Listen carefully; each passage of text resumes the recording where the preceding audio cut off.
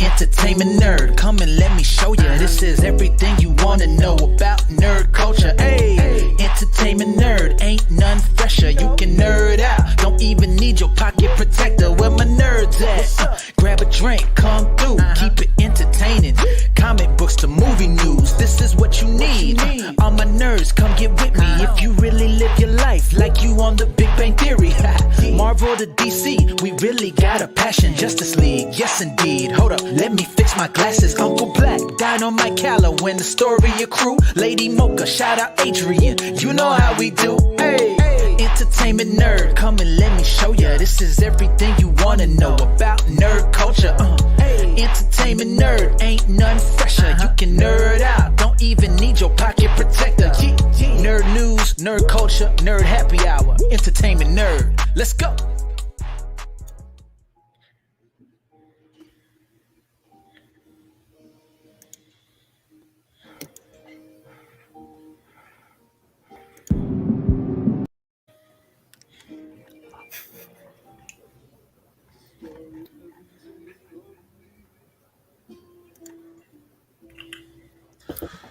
What's up? What's going on, everyone? We were vibing. I was vibing, man. Oh, yeah. Can we take a hot minute to appreciate the awesomeness that was that fucking rap? Hell yeah. I've Shit was never dope. personally had my name in a song before, but I'm here for it. Hell yeah. That shit was awesome.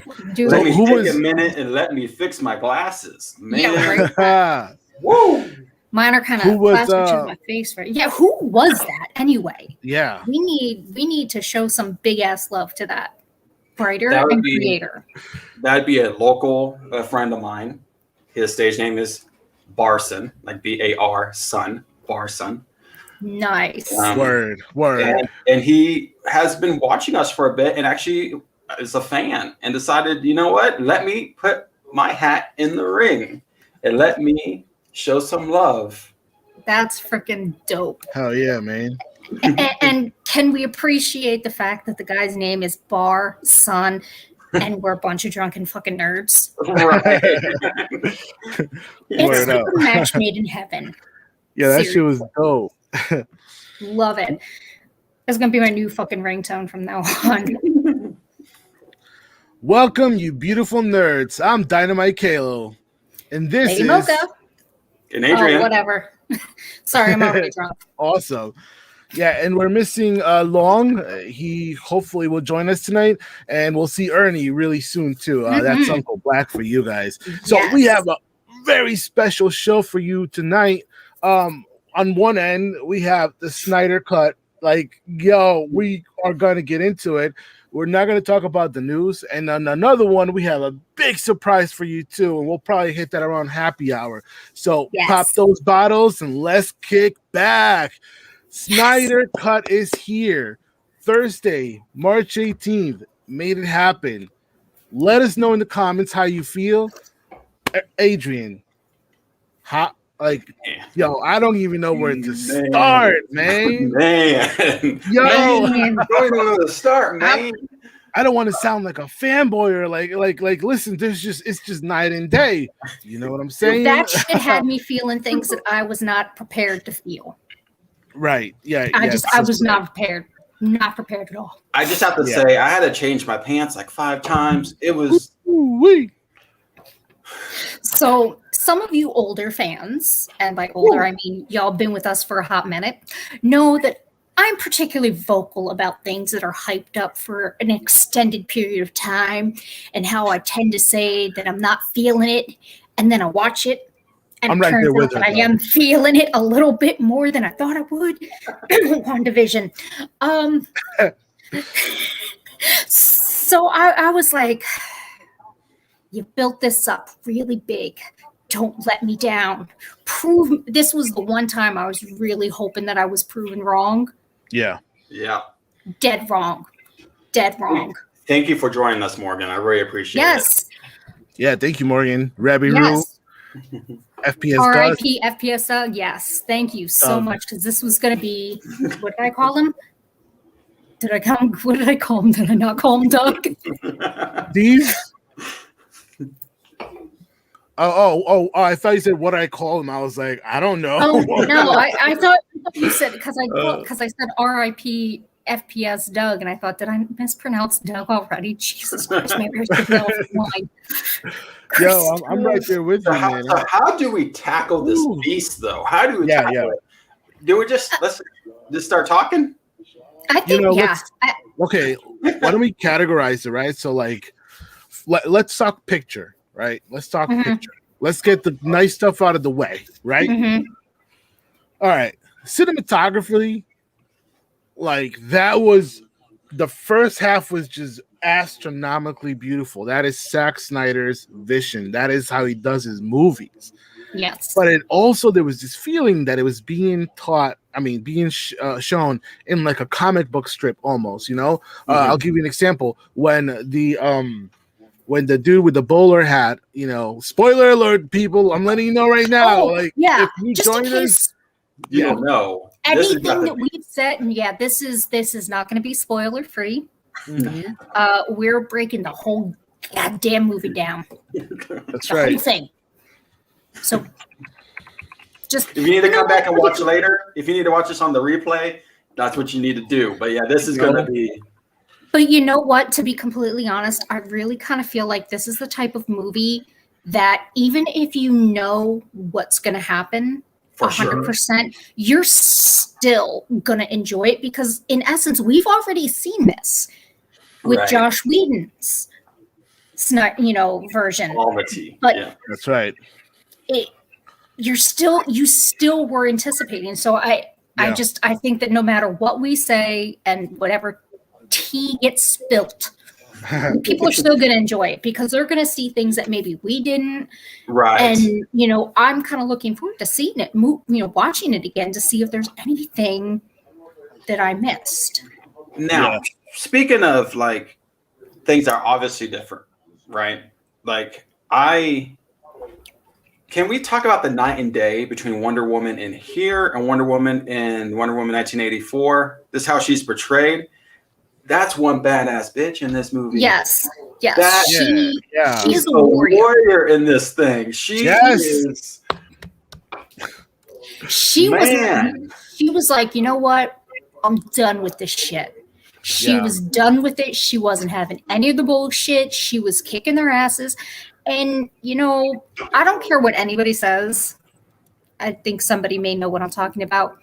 There's no fucking way any of those men survived. Nah, she killed them. Yeah. She killed them. Yeah. She's fucking Amazon and she throws you into the wall that hard. Nah. Yeah. Right. Nah. Oh, that blast. That blast. Oh no, he's dead. He's fucking totally she didn't even think twice, right? She was just she's bam, like, you know baby. what? Fuck this. Done. You didn't even see a body. I feel like that body was just evaporated. I feel like there was no body. I mean, that shit goes up against gods. I mean, it's the god killer for she's the god killer for a reason. Mm-hmm. So that was a mortal man. Yeah, you're right. And think about this, right? So Patty Jenkins gives us this Wonder Woman that's empowering and sweet and love and falls in love and all this warm, right? And we see her beat up a couple dudes, but mostly she kind of stops them, right? The same way Batman kind of just disarms, he doesn't kill people, But in this movie, we saw a Wonder Woman that's yo, I got to do what I have to do to survive. We gotta keep this world going. Exactly. Go ahead. I think I was going to say, I think in the moment when she did what she did, she realized this guy's not going to stop. Right. This guy's going to keep doing this. And you know what? He was getting ready to kill a bunch of innocent kids. This guy, obviously, there's no reasoning with him. There's no getting through to him. There's no rehabilitating him. He's just done. Long is joining us from Manhattan on YouTube. Nice. Good shit. Thanks, what have dude. you missed? We just started. You haven't missed much, actually. Yeah, haven't missed much. But So does that, do back to Wonder Woman? Does that make her a murderer? Do you think? Look, like, I don't think so. I don't think so. I mean, in the definition of the word, I guess, right? Yeah. But like Shawna was saying, like he wasn't going to not kill those kids, right? Yeah. Right. And if you, sorry, go Adrian.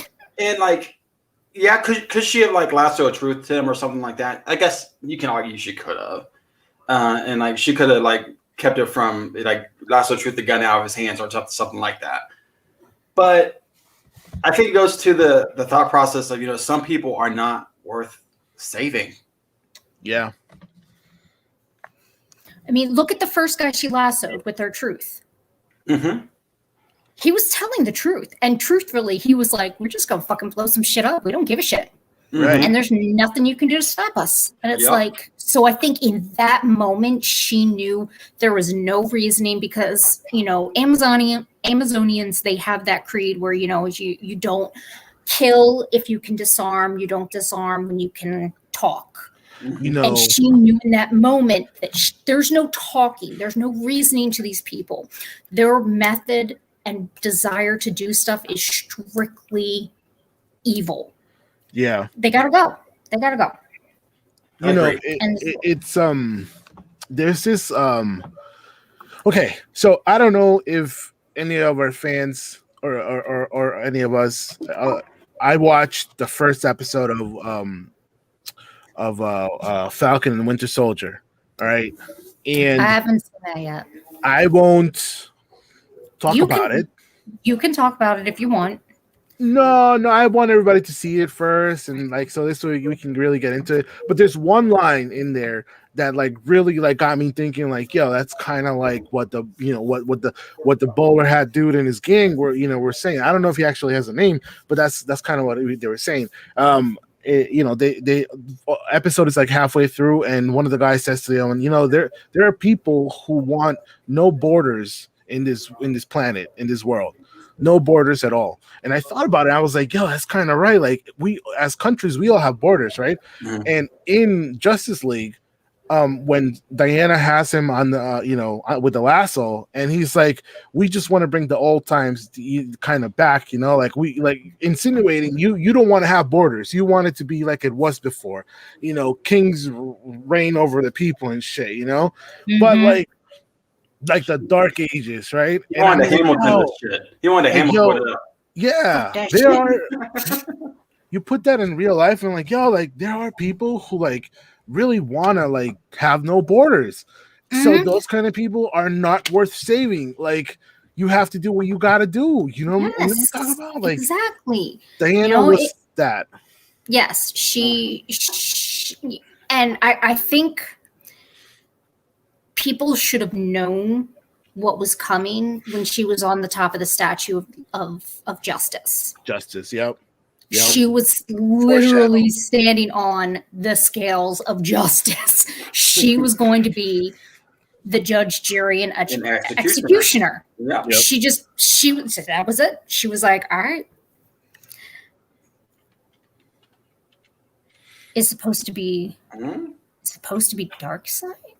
Okay, I can kind of see where he's getting to that, because dark side, what he wants is to conquer everything and make everything look like his home planet. Oh, the idea is a dark side. Okay. Right. So we kind of have it's foreshadowing what dark side's plan is for the planet. To have everybody just kind of follow blindly. Yeah. The demon things. Mm-hmm. Along with him. Right.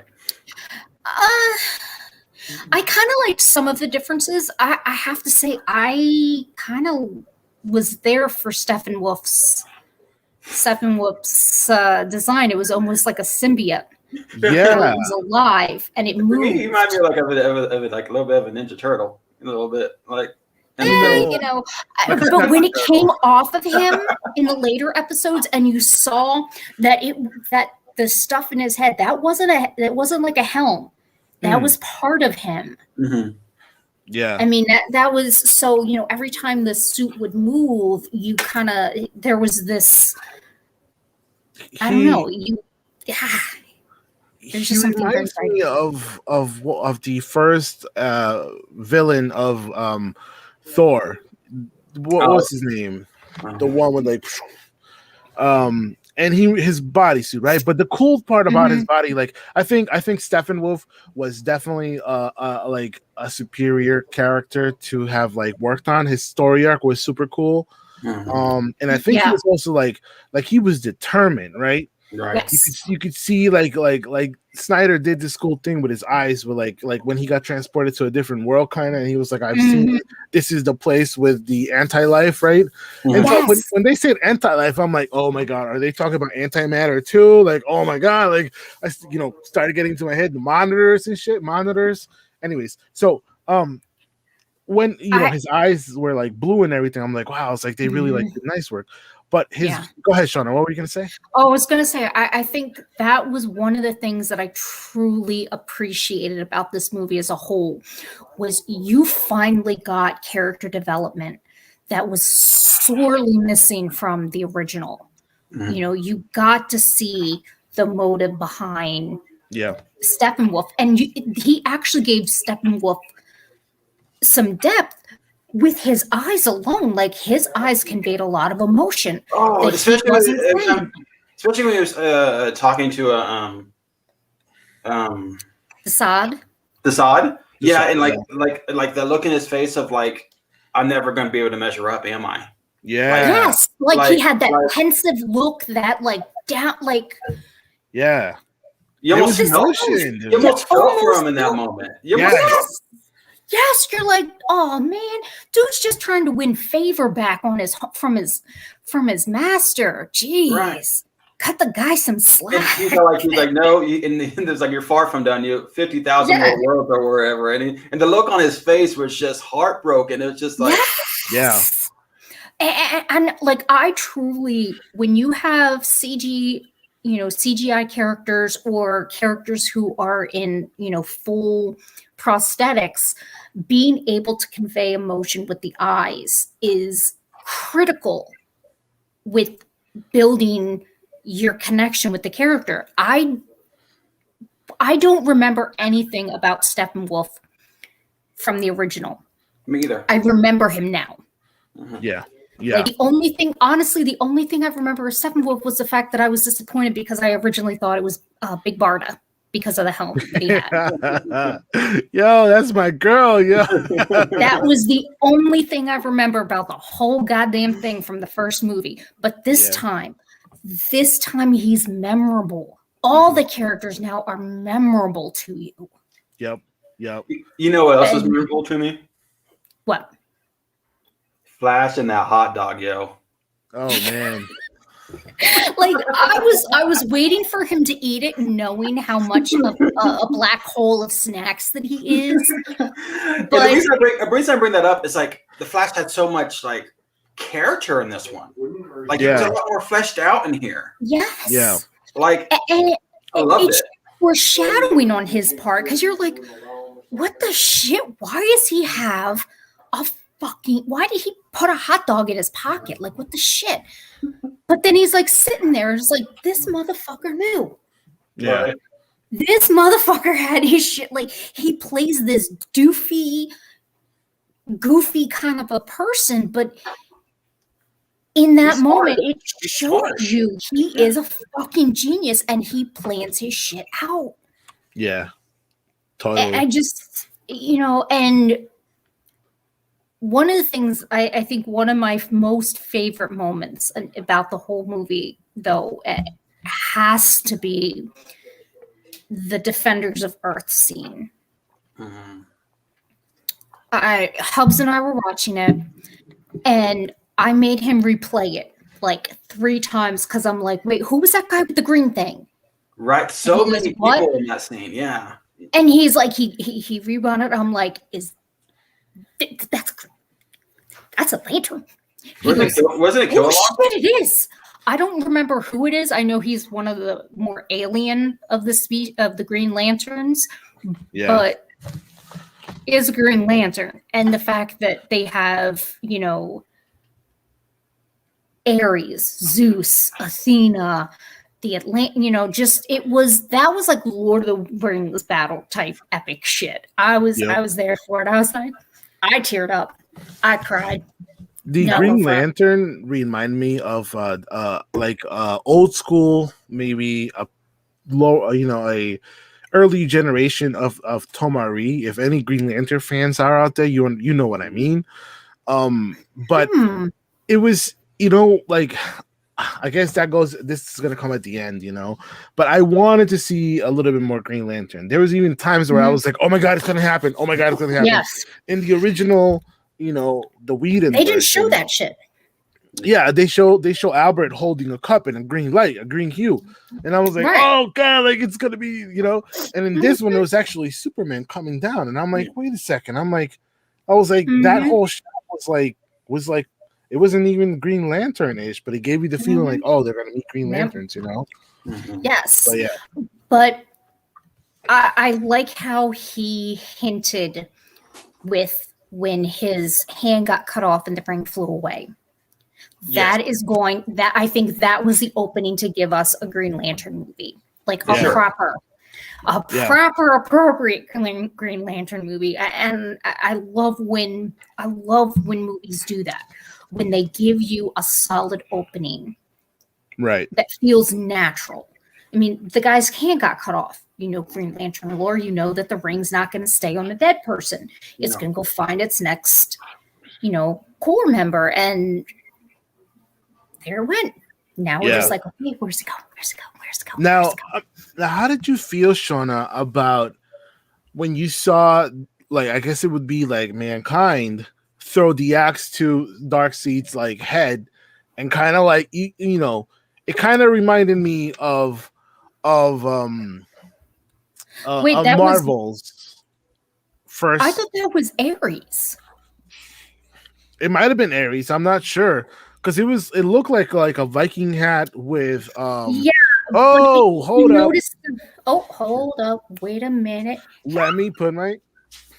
What up, Uncle? What up, Uncle? People? And I'm Uncle Black. That's right.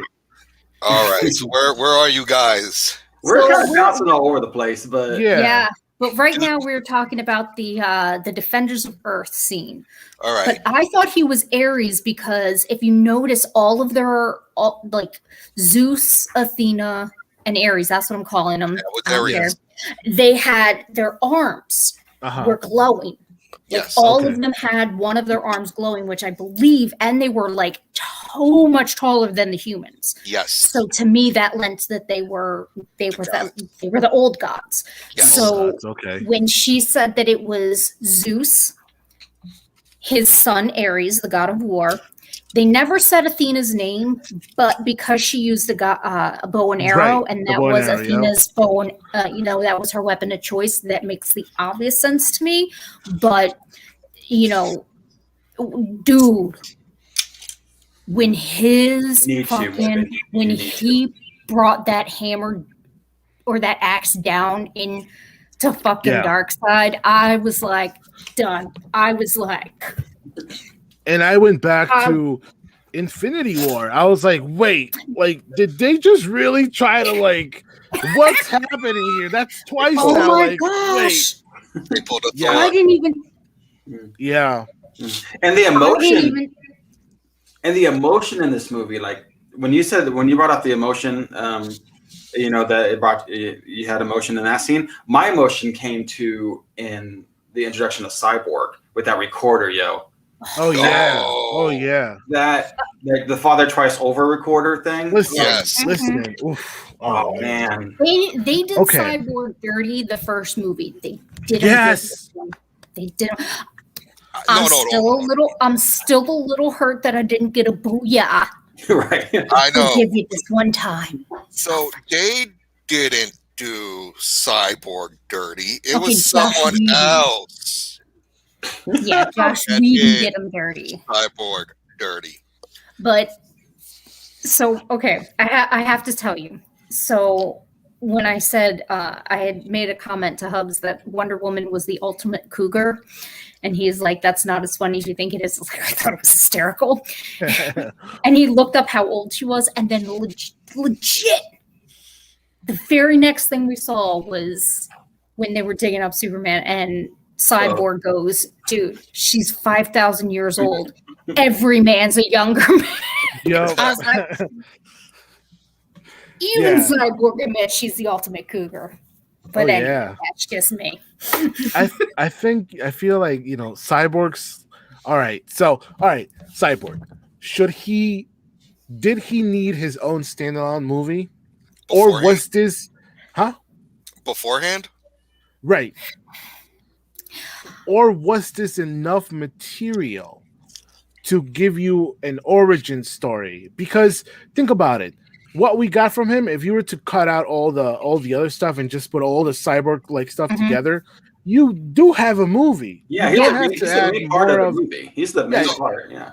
If this would have come out before the Joss Whedon, no, would not have needed a movie at all.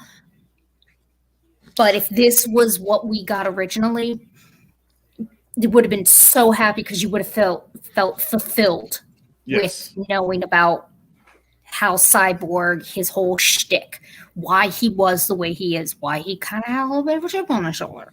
Mm-hmm. He was a little bit pissed at his dad. That's a fair point, because in Whedon's cut, you just get mopey Cyborg, and there's no you don't get it's not earned, and you don't understand why he's so mopey. Yeah. Thank you. Yeah. Making me feel like I was gonna say fucking Barry Allen all over again with his brooding and mopey. No, I gotta say this. Now I understand why Ray Fisher is so pissed off. I apologize. Yes. Thank you. Now I know why he's been really hitting it hard, because he had more of a pivotal role in this movie than is showed in the other movie. Yes. I am so sorry, Mr. Ray Fisher. They were two of the keystones for saving the world, and they got fucking chicken shit the first time around. Yes. Now they showed them for the heroes that they actually were. Yep. Can I just talk about Barry? In the first movie, I was not a fan of his running. He was swimming. I still think he runs like a fucking jackass, but yes, but the fact of that, he's a little bit more. It's more hands coming up like that. And his legs were flick. Yeah, and the animation showed how streamlined and fast he was. Those little stopping, and he's just like the hot dog scene. They did. Adrian just said the same thing. That hot dog scene, Okay, hold on. I want to see if Uncle Black caught the same thing that I caught about what I got out of that. Out of what, Barry? Out of the hot dog scene. What did you mean? What was your big takeaway from that whole scene? Damn, I want a hot dog is what I was thinking about. No, that was actually there was a comic book that came out with him and the hot dogs years ago. It was a legendary issue where he actually was. You could see the hot dogs in the air as it was tipping over. He might have been at a restaurant, but just his intelligence of wanting to get the job. That's what I got out of it. It's just Sorry, I'm going crazy over here. It's just his intelligence and awareness to where he was. He's in his mind, I got to go back to those dogs, but I need a way to get the dogs on my side. Yes. There's a hot dog right here. I'm saving Iris. I'm getting a twofer out of this. Right. Thank you. It's like the first movie, he was just this dumbass little kid. And now you're showing the brilliance of him. You're showing the strategy that he has. Yes. And did you catch that in his lair, that Rick and Morty Easter egg? Yeah. I didn't. Oh, man. It was like a fan or something. See? This is what I'm talking about. This is why no matter how many spoilers we give, people are still going to want to enjoy and watch it again, because they're going to go back and be like, wait, there was a Rick and Morty shit. Like, as a whole, it was just like, we break it down to Cyborg. Back to the fact, could Cyborg have had his own movie? Yes, he could have, where we show the relationship between his mom and his dad. If they did give us that aspect leading up to the accident and his dad rebuilding him, and then that, they would have needed to have done that, filmed that movie at the same time they were filming Batman versus Superman, so that 3 months later you get Cyborg movie that comes out. That Cyborg movie gives us, they would have needed to literally have worked on if they were going to do standalones, they would have needed to have worked on every single movie simultaneously, so that it's a movie drop, and then Justice League. But the Flash would have been the only one that didn't need a movie, because his movie was supposed to, his timeline fell after this movie. Before, he was this kid, I'm fighting crime, I have this cool outfit, I really don't know my place in the world as who I am. Right. After this movie, we see this growth that he is now Barry Allen. I am the Flash. I am the world's fastest man. He got the job in the criminal, forensics department, all that other stuff.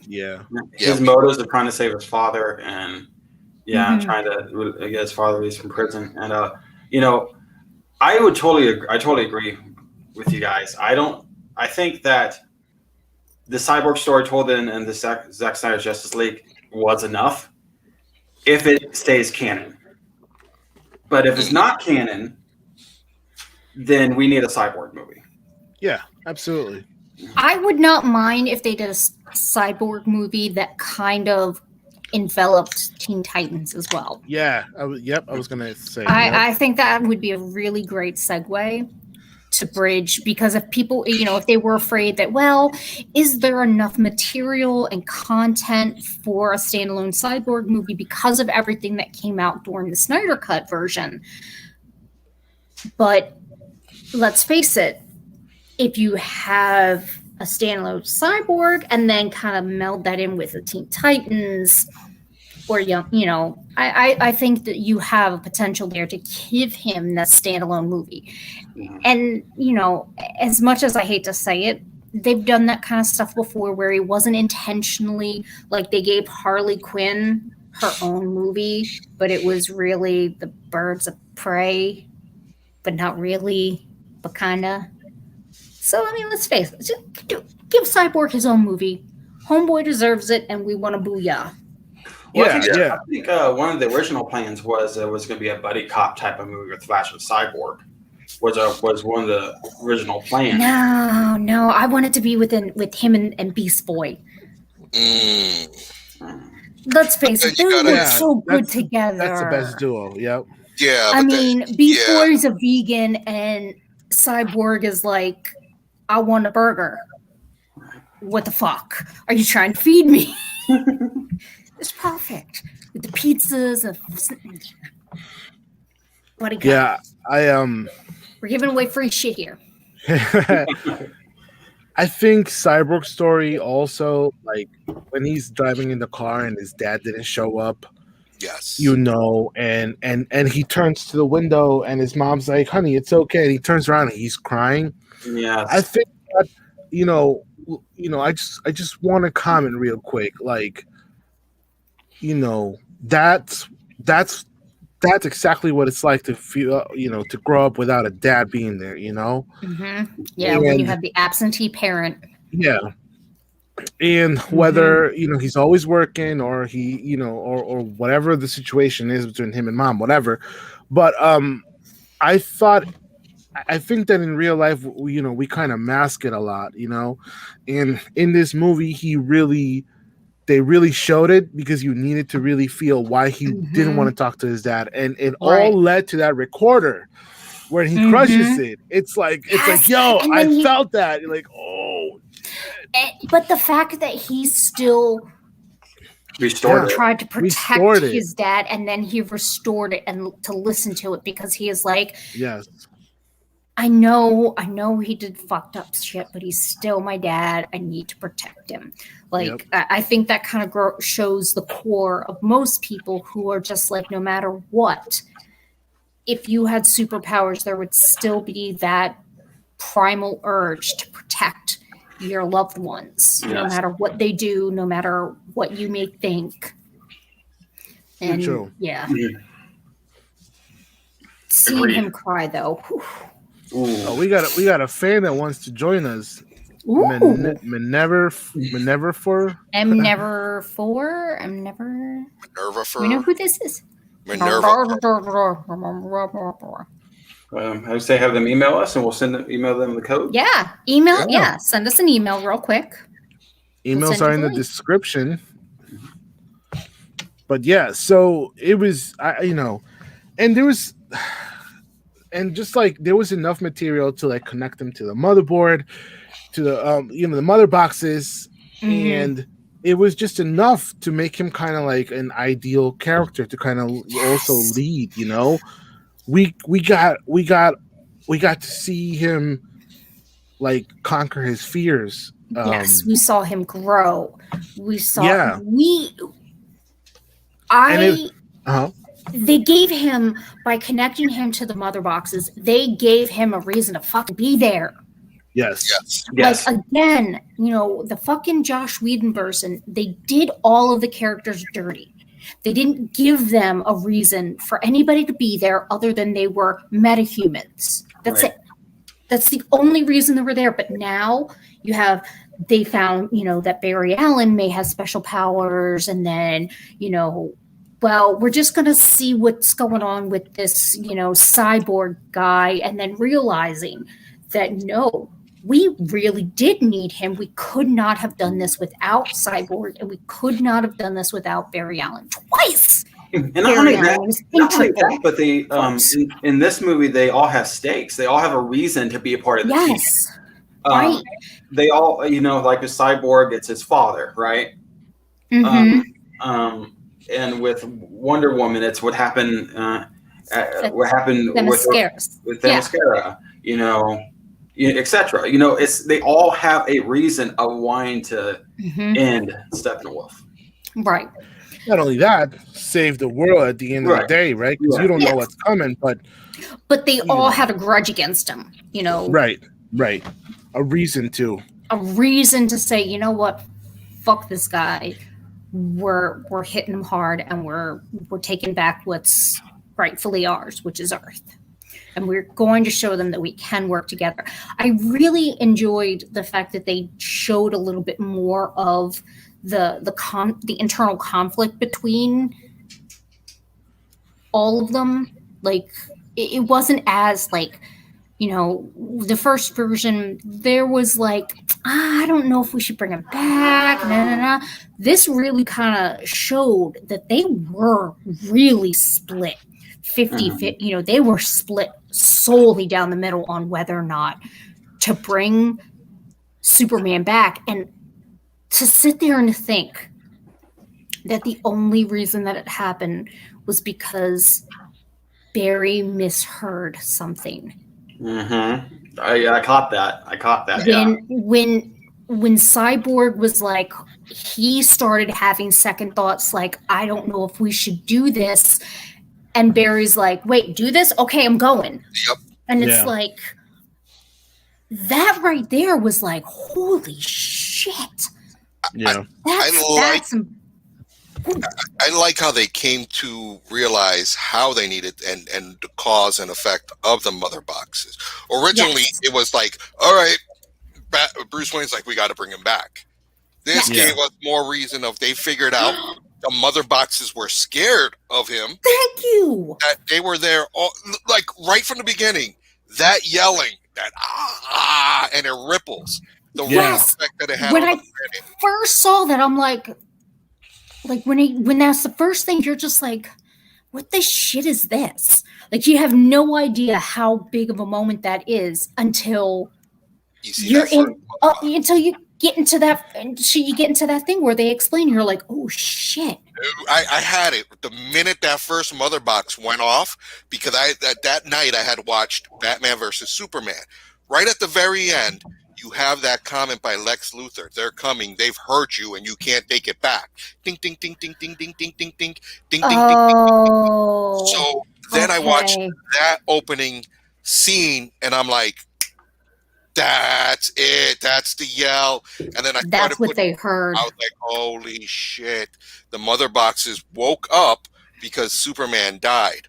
Yep. Or woke him up with that screen that went planetary. Holy shit. I think it was, I definitely think it was more they heard the scream, knew that was his death, and were like, okay. No more Kryptonian. No more Kryptonian on this planet. Yep. Time to go. Exactly.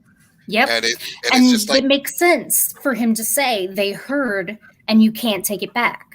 Yep. Yeah. They heard him die. You can't take. Well. Yep. And then them just going ding, ding, ding, ding, ding. You know, not as fast, but them doing that throughout the whole movie was just like fantastic. Can I talk about the sound and the effects of the boom tube? For sure. I'll be right back. Go ahead. Okay. Like, that sound, as cheesy as it sounded, was right. It was the right sound of the boom tube. Like, boom. Like, it's what a boom tube should sound like. Yeah, and it's not like it is what it is. I mean, it's a boom tube. It shouldn't sound like an elevator going ding. It needs to have this ethereal, otherworldly sound, but also something that there's not something right about this sound. Like, this is not a happy sound. Nothing good can come of this. Like when a freaking Karen opens her mouth at Walmart, nothing good is going to come from this. Right. And exactly. Every time a boom tube made its presence, you knew that this wasn't good. And that's it was good. Yeah.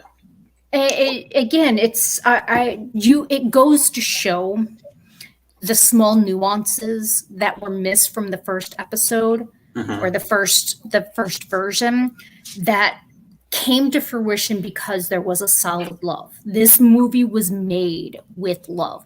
Like the fact that at the end there was the dedication, he made this in her honor. Yes. Because this is what she would have wanted. And it shows the little tiny things that people don't think that would notice, but they do. It's the sounds that were changed, the rippling of Steppenwolf's suit when it would get hit with an arrow to show that it was alive and it was alien. It wasn't just, like a warrior's outfit that he had in the first one. No, this was an alien shell that he had. A warrior's shield that was alien, and it made sense. And I'm still blown away by it. There was a scene when Batman was leaving Barry's lair. You see that big wall when he pulls out in the Benz. That big wall mural. That's actually a live suicide prevention charity that Deborah and Zack Snyder. Oh yeah, and I know that Jared Leto, he was on Stephen Colbert, and he said that they were going to be selling shirts that said "We live in a society," and all the proceeds were going to go towards suicide prevention and awareness. And I'm like, when a movie becomes a passion project, when a movie is made by a fan, and a movie has an emotional attachment, there's no way that it could be bad. And I will say that to the day. And this movie was it was great. I mean, was it perfect? I'm sure people are going to have, their little floops and flaws. I'm sorry. I still think the way Barry ran was fucking stupid, but that's just my own personal opinion about the way he runs. Other people, it doesn't matter. That run is weird. But I do like the yoga thing. I do like the yes. Like everybody else was like getting into like, whoo, whoo, and then there's Barry going, yeah, like fucking Barry Allen. It's almost like he's getting in tune with the Speed Force. Exactly. Right. That's what I took from it. So now somebody else had said that the reason that they weren't really keen on Barry Allen was, or like his flash running sequences, because it kind of played up with Quicksilver, where he was, running faster than the speed of time, so everything slowed down. But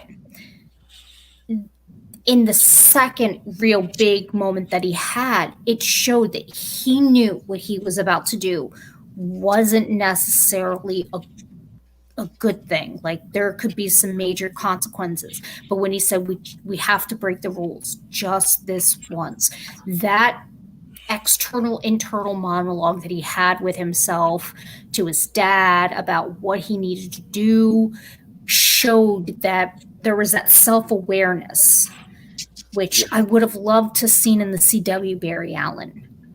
Like he went and he broke the timeline because he wanted to save his mother.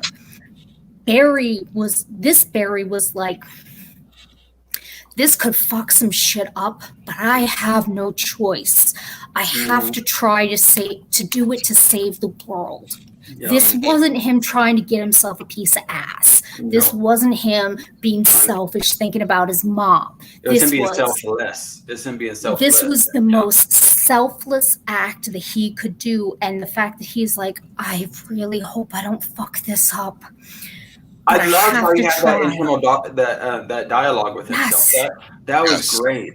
And how he's like, Dad, if anything happens, know I was the best of the best. Yep. Oh my God, that line there, man. Like, I love Barry Allen as a cocky, like with how he was in the animated series. I loved him like that, but this rendition of Barry Allen in the Snyder Cut was... He was just so good, so charming, and so relatable. Like, he's a fucking brilliant mind. He's a genius, and he's trying to get a job, walking dogs, hustling, trying to bust his ass to go to school, and then all he's thinking is, Dad, I just want you to be proud of me. Mm-hmm.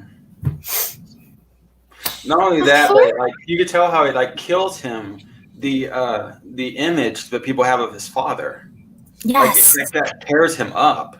He's like, you're not a murderer, Dad. Yes. And he's like, you don't give up. Like, he's not giving up on his dad, and he's getting mad because his dad is giving up on himself. And I mean,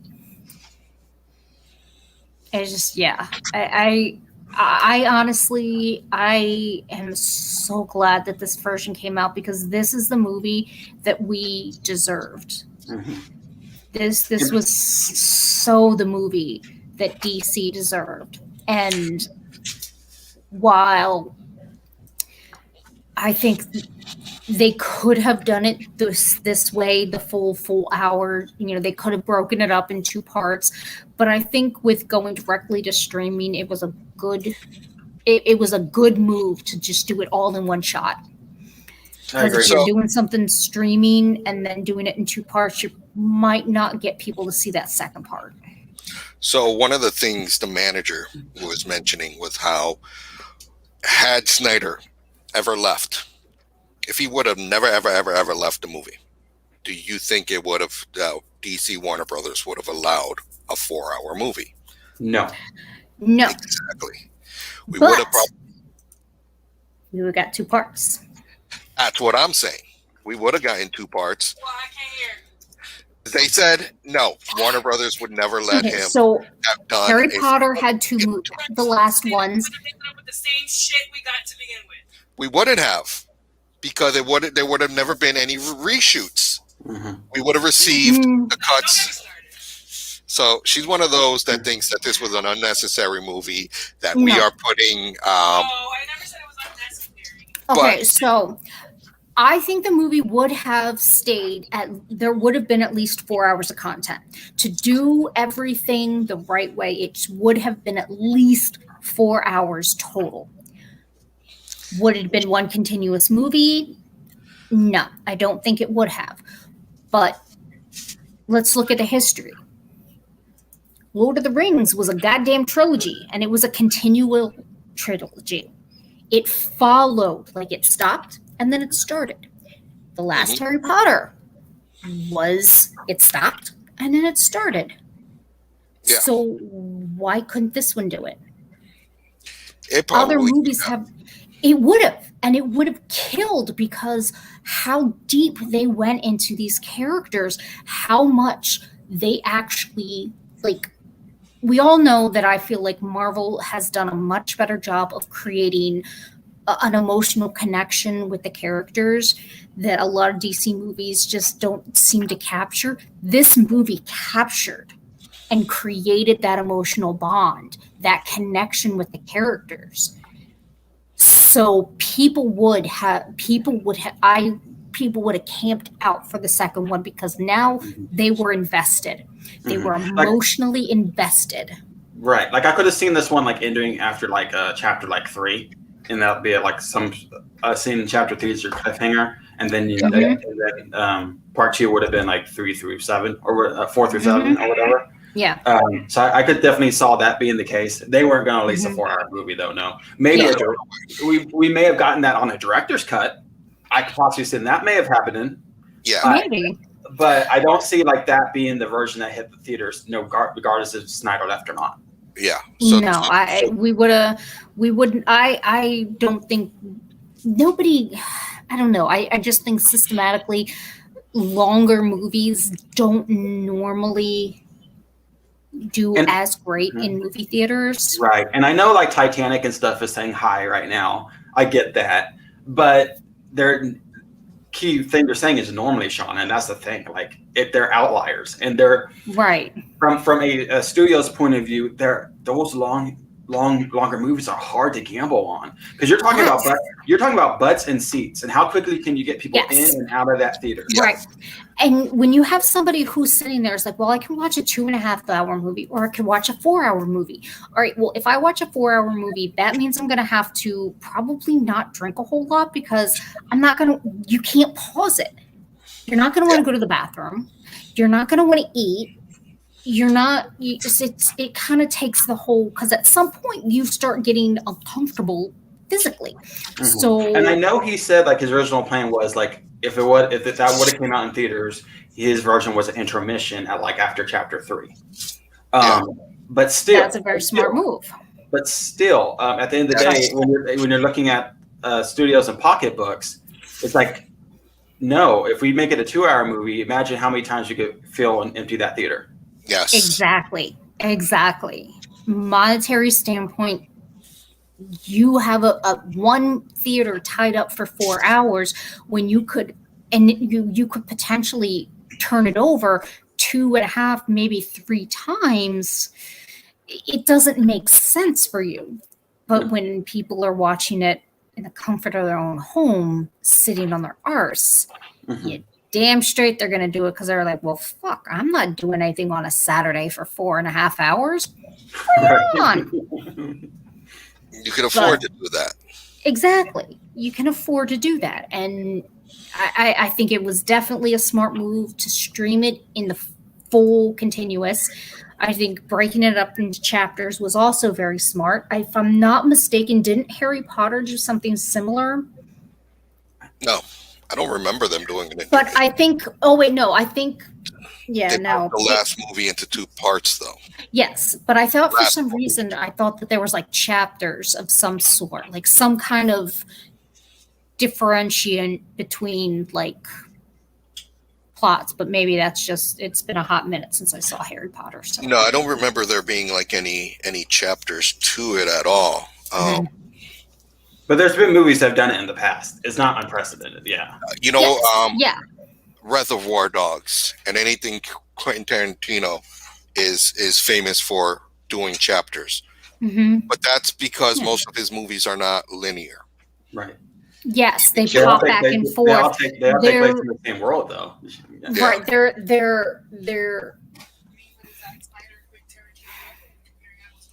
within the same circle, but they're not in one straight line. It just kind of bounces all over the place like a big old. We're not comparing apples and oranges. No, they're apples and oranges. So they're on the same level? No, they're apples and oranges. Right, so then you can't. they're both fruits, but they're just different types of fruits. We can put a Justice League movie into parts. No, we're not talking about. We're not talking. You should be listening and watching. I can't because I'm on a delay and it sucks. And you guys don't pay attention to the chat. What we were saying, what I said is we were saying. Hold up, wait a minute. Now, wait a cotton picking. Wait a minute. What we were saying. Listen. Wait a minute is what we were saying. Wait a minute. Hey, yo, mama. We can't hear you. You gotta come over here. Come on, pop off. Let's go. I see on is a her side note, moving did anybody get any email from the guy who wanted to pop on? Yeah, I think we dealt with that. Yep. Okay, cool. And yep, we have another fan coming on pretty soon. Okay. Pretty awesome. Yep. His name is Doug.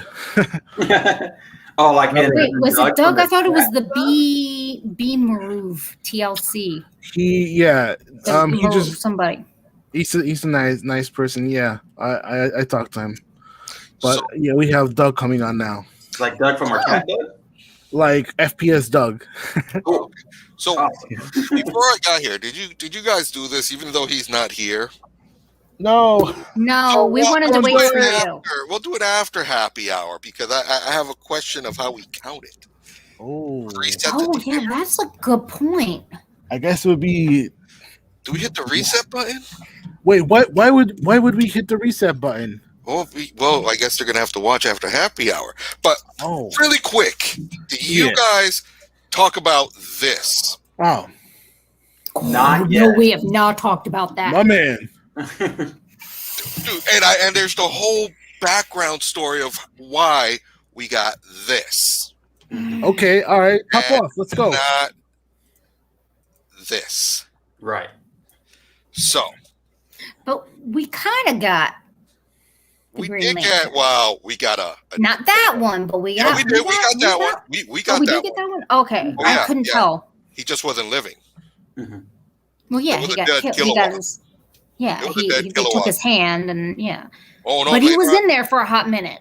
Later on So you had the first Green Lantern that started a movie. Later on, there was like a nightmarish scene where there was a dead Kilowog. Yes. Oh, I didn't notice that part. Yes. I just remembered seeing when they were fighting and his hand got cut off and the ring was like. No, that was the first Sector 2816 Green Lantern, or an original, more, and I can't remember his name right now. But later on in the film, we did get a dead Kilowog. Yes. Oh, I'm gonna look at that. And apparently, I'm dead too. No, that was not happening, sir. Yep, you're dead too. Yeah, but the whole reason we got a Martian Manhunter more focal point in the movie. So Zack Snyder originally wanted to put John Stewart, Green Lantern in the movie. Mm-hmm. Warner Brothers shut that shit down and said no. Because of the show coming up. Because of the show and the movie. More of the show. So they said, all right, you can go with Martian Manhunter. Well, because we put Ben Affleck in a movie and then he turns out to be like, what the fuck, and doesn't do the second part, and you guys... Did you just fucking do that? So she's complaining about the fact that they called Bruce Wayne the Batman, which I had to explain. And then you got the Robert Pattinson movie, The Batman, coming out, and I had to explain they're two different things. Well, no. They are now. But the fact is that they were referring to Bruce and Ben Affleck as the Batman was because of the Batman movie was supposed to be his, and then he decided to leave. go why you're not getting a Jon Stewart in a movie because he could decide to leave and you have to recast. No, we're not getting a Jon Stewart because they're doing the Green Lantern series. We got a request from the fans. They want more of Auntie Black. Let's go. Oh shit! They want more of you. Oh, hop on. I'll send you the invite. Get on your face. We're gonna get her on the show. Let's go. Oh shit! The fans are requesting Auntie Black. Well, that's her new. So the manager has a new nickname. I like it. She's saying no. That's not my name. Yeah, she's going straight Auntie. Let's go. So that's why we got. We're gonna email it to you. So the reason. God damn it! I lost my train of thought. The reason we got Martian Manhunter. The reason, it's basically they didn't want to have. They the fact that they're working on the Green Lantern series and movies, they don't want to step on those toes, but they should have let them done it because because they've already acknowledged multiverse. Yes, exactly. Yes. That's been done by the series, and the fact is what I was explaining is that the series now made canonized. Wow, Warner Brothers is still acknowledging Joss Whedon as a canon. And that's why this is on HBO Max. But I don't think so. I read an article today by Screen Rant. And it's basically what I've been saying this whole time. Is that AT&T has got to step up. The money that this movie is making them. The fact that your director took no money on this to make his picture...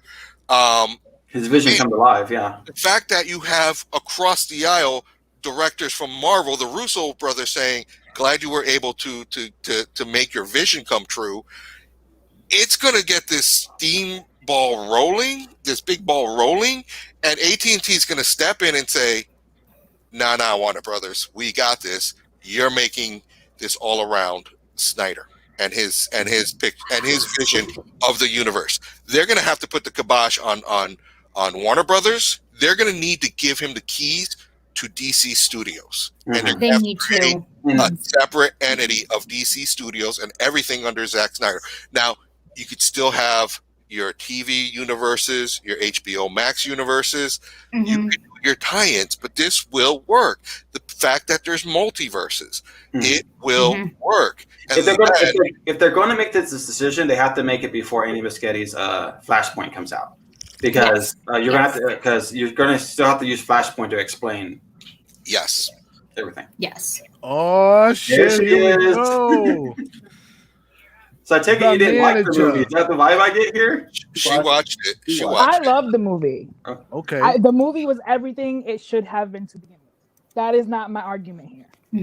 My argument here is I like to play devil's advocate with everything, right? Okay. So at the end of the day, there's no way in hell they would have allowed him to release a 4-hour-long movie. I know that. You know that. Everybody knows that.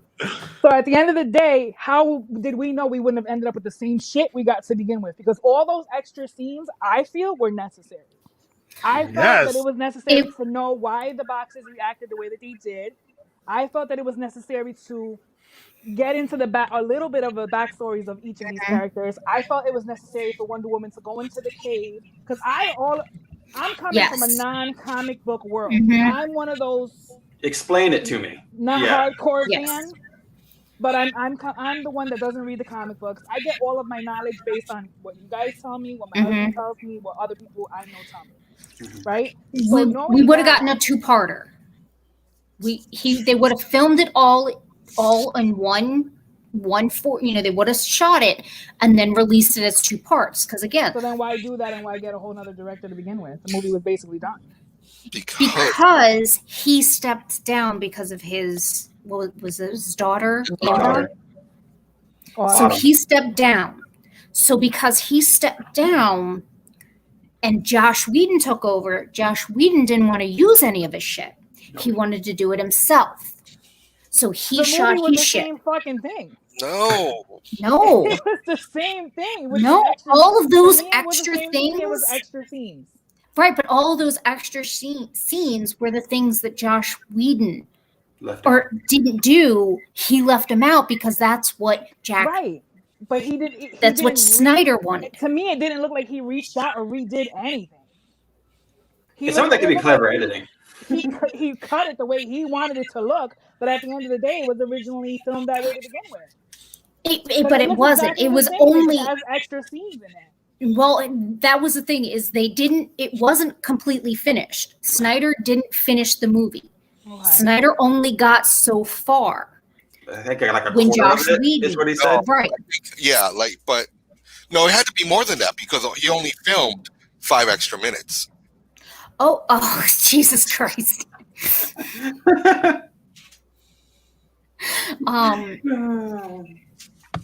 But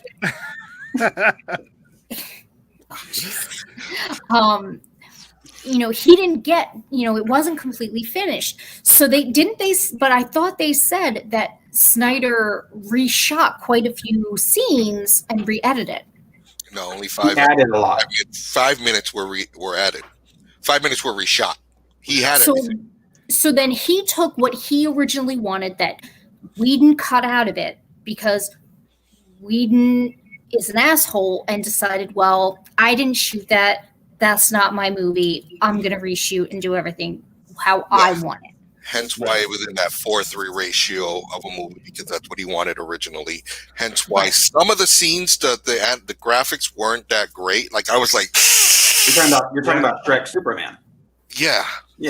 But Dude, it was like one of those. Even Hub said he was pissed when Superman came back and he wasn't in the black suit. Yes. In Whedon's. He's like, what the shit is that? I'm so mad that I missed that because someone decided that they wanted to come home at like 10 o'clock at night and watch that shit, and I fell asleep halfway through it. I watched the next half on my own the next morning, but I was because I know he like basically creamed his pants when he saw that shit, and I was like, I wish I would have seen that. Like I nearly did, and I was just to know how excited he would have been watching it. And I was like, oh see, God, so and that was why we needed this movie and why it needed to be 4 hours, was because basically we got a watered down Tang version with Josh Whedon, and fucking Snyder gave us goddamn fresh pressed orange juice, the real good shit.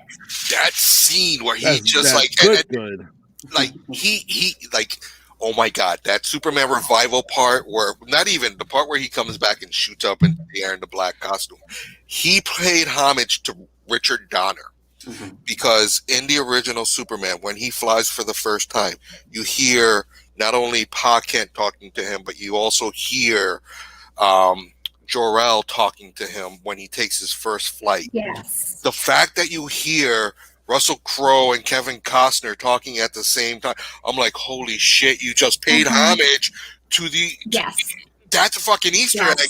And I caught, and I'm like, my pants were fucking wet. And then you just see this in the sky. I loved it. I was like, dude, that's his two fathers. I was like... And I'm like...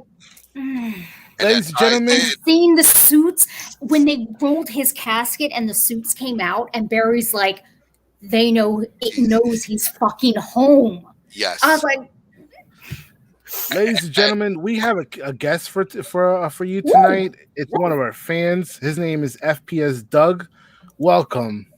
Welcome, Doug. Hi. Welcome, Doug. Nice having you on. Okay. Yeah. Oh, look, we're like the Brady Bunch with 6. Good. Clear. A lot better than having to type in there. There you go. True story. Yeah, so tell us how you feel about Justice League. Okay. I'm trying to get some things out, but anyway, it's hard to like stick with you guys chatting, but so I really did enjoy it, and I'm not a big DC fan to start with. Okay. Point that out. I kind of hated the first one, like the first half of the first, the Whedon version. Yeah. This was darker. I liked it. Even the scenes were shot darker. But as I was saying earlier, what really drove me to like give this one like a under high review was I like the costumes, like you mentioned, they are well designed, but it looks fake to me. Do you know what I mean? Like it looks like I'm at a convention and they're wearing a costume, as opposed to. I felt that way. I felt that way in Martian Manhunter for sure. That was the one that said to me. Like, I think I think Wonder Woman's costume was the most spot on in this, and I hate it. Like, I hated Superman when they brought him back. I was not a fan of that at all. Yeah, that's something that I wanted to say. Yeah. I don't understand why he used the black costume so much, though. But here's another thing. Okay, yeah. He wanted it to be dark. Because there really was there was really no explanation of why he was in the costume. Okay. Go for it, Uncle Black, because I think I'm feeling what you're saying. Superman Returns, when he originally died, killed by Doomsday, he came back in the black costume. Number one, there's different meanings to the black costume. Well, number one, it's a traditional Kryptonian traditional suit. So they wear that. It's more like formal attire. But number two, it's also a suit that helps him. It helps retain the sunlight and helps power him up. Why do you think he was so OP? But they didn't explain that. That's the thing. They didn't explain that. The absorption of all color. White is the reflection. To me, how that scene came across, and you can correct me if I'm wrong, Doug, but how I read it is like, let me pick what suit I'm picking out of my wardrobe today. You like it wasn't. Yeah. It was just like black or color. I'm gonna go with black because I'm feeling black today. That's kind of another point. Another point, like you're saying, you guys were mentioning earlier how powerful Wonder Woman was, how much they were achieving, but then it all wound up like right then and there in that film. They didn't need Superman, in my opinion, but for some reason, enter Superman. He's the guy that saves the day again. Like. They made it seem like they couldn't do it without him anyway. That seemed like Bruce's theme throughout the whole movie. Like even at the end, he was like, "There's only 6 of us" or something like that, or "There's 6 of us and one of us is missing" or something like that. Like we're not all 5 of us. Doesn't count. 5 of us and there's one missing. So, but I think the whole key was, even though they showed, Wonder Woman being a lot more powerful, they showed Aquaman even being more powerful. Oh my God, yes. Yeah, we haven't even talked all about of them. I think the main theory though was making it so that they needed each other for certain parts. Wonder Woman may not, she may have been able to beat Steppenwolf on her own, but in all actuality, her and Aquaman, they were running defense. They were just trying to distract him so that Barry and Cyborg could do the real shit. Because at the end of the day, it was about getting, yes, they wanted to destroy Steppenwolf, but it was those boxes. Yeah. Those mother boxes that needed to go down first and foremost. And pretty sure Flash could have handled that. Like literally. But he did. They kind of depicted it that he could have handled everything by himself. Well, I think I'm not. Hey, I know you obviously like that Superman. It definitely shows that Barry is a lot more powerful because even Hub said that he feels like once Barry got to that point where he was able to phase through things, like when the shockwave came and he wasn't affected because he phased through it. I was wondering if that's what happened. Hubs even said he's like, this kind of shows that he's actually more powerful than Wonder Woman is. Yeah. But because Barry's the way that he is, he's not a warrior. He's a critical thinker. Yeah. He's a chess player. He thinks 10 steps ahead, thinking, okay, yeah, I could take this guy out, but while I'm doing this, how are we going to stop this box from synchronizing and destroying everything? Not only that, I have to prioritize. Not only that, but next to Cyborg, all the people in the Justice League, he's the most untested. Yeah. So I don't think untrained. He flies under the radar. Right. Like I don't think this Barry in this movie fully knows what he's capable of. Not yet. I don't think so. No. Not yet. You're right. No, not yet. But he's like on the cusp of knowing. Yeah. What because about that? again, when he phased through the shockwave, you don't really see him doing that. No, I don't know if he did it on purpose. I think because even he looked a little shocked when he was doing it. Because he was like, when he was saving Iris at the dog place or whatever he was at, when he went through the wall, he broke it with his finger. He didn't phase through it, and then Ernie was like, "Oh, he doesn't know how to phase yet." That makes sense. Those are really good points. He didn't know how to phase at that point. The first time that you actually see him phase is when they're in the Fortress of Solitude, bringing back Superman. That he just ran through the wall. So he that was like he didn't catch. He was like. Right. Exactly. So when that shock wave comes at him, you see he puts his hand up, but it's not as a like stand, stop kind of thing. It's more of a pensive, like, oh my God, no. Right. And then when it comes through and he's like, oh shit, I'm vibrating so fast. Yeah. And that's when it hits him, and he's like, mechanism that he was. I know what and that's in that moment he realized what he could do and what he needed to do. That's when even though he knew that he had to break the rules, he was just going to do it this one time. I guess that leads to the question: who is the MVP in this film? Doug, who is the MVP in this film? It sounds like you're leaning toward Wonder Woman, right? Well, the script says Superman. That's kind of my problem with the film. I don't think there should be anybody. I mean, it's Alfred. Barry Allen with a cyborg assist. Always is. Alfred. The man behind the man is always the. It's Alfred. It does make a mean cup of tea. Look at even Batman. But there was that scene where he brings him into the Batcave and he's like. And he's like, oh, who's this? Oh, and Bruce is like, I work for him. Mm-hmm. Yes. That was back. Yeah. Even Batman admits that and acknowledges the fact that he doesn't work for him. It's the other way around. Yeah. And so the fact is that Alfred was there through and through pushing Bruce to do all this. And then even then, talking to Diana. So I have a question totally kind of off topic, not off topic, but off what we're talking about at the moment. Why did the mother boxes not have any effects or control over Cyborg if he was made of them? To me, it makes logical sense that they would be able to control him. They tried. So remember when they talked about that the mother boxes don't necessarily. They don't have a concept of good and evil. It's whoever wakes and controls them.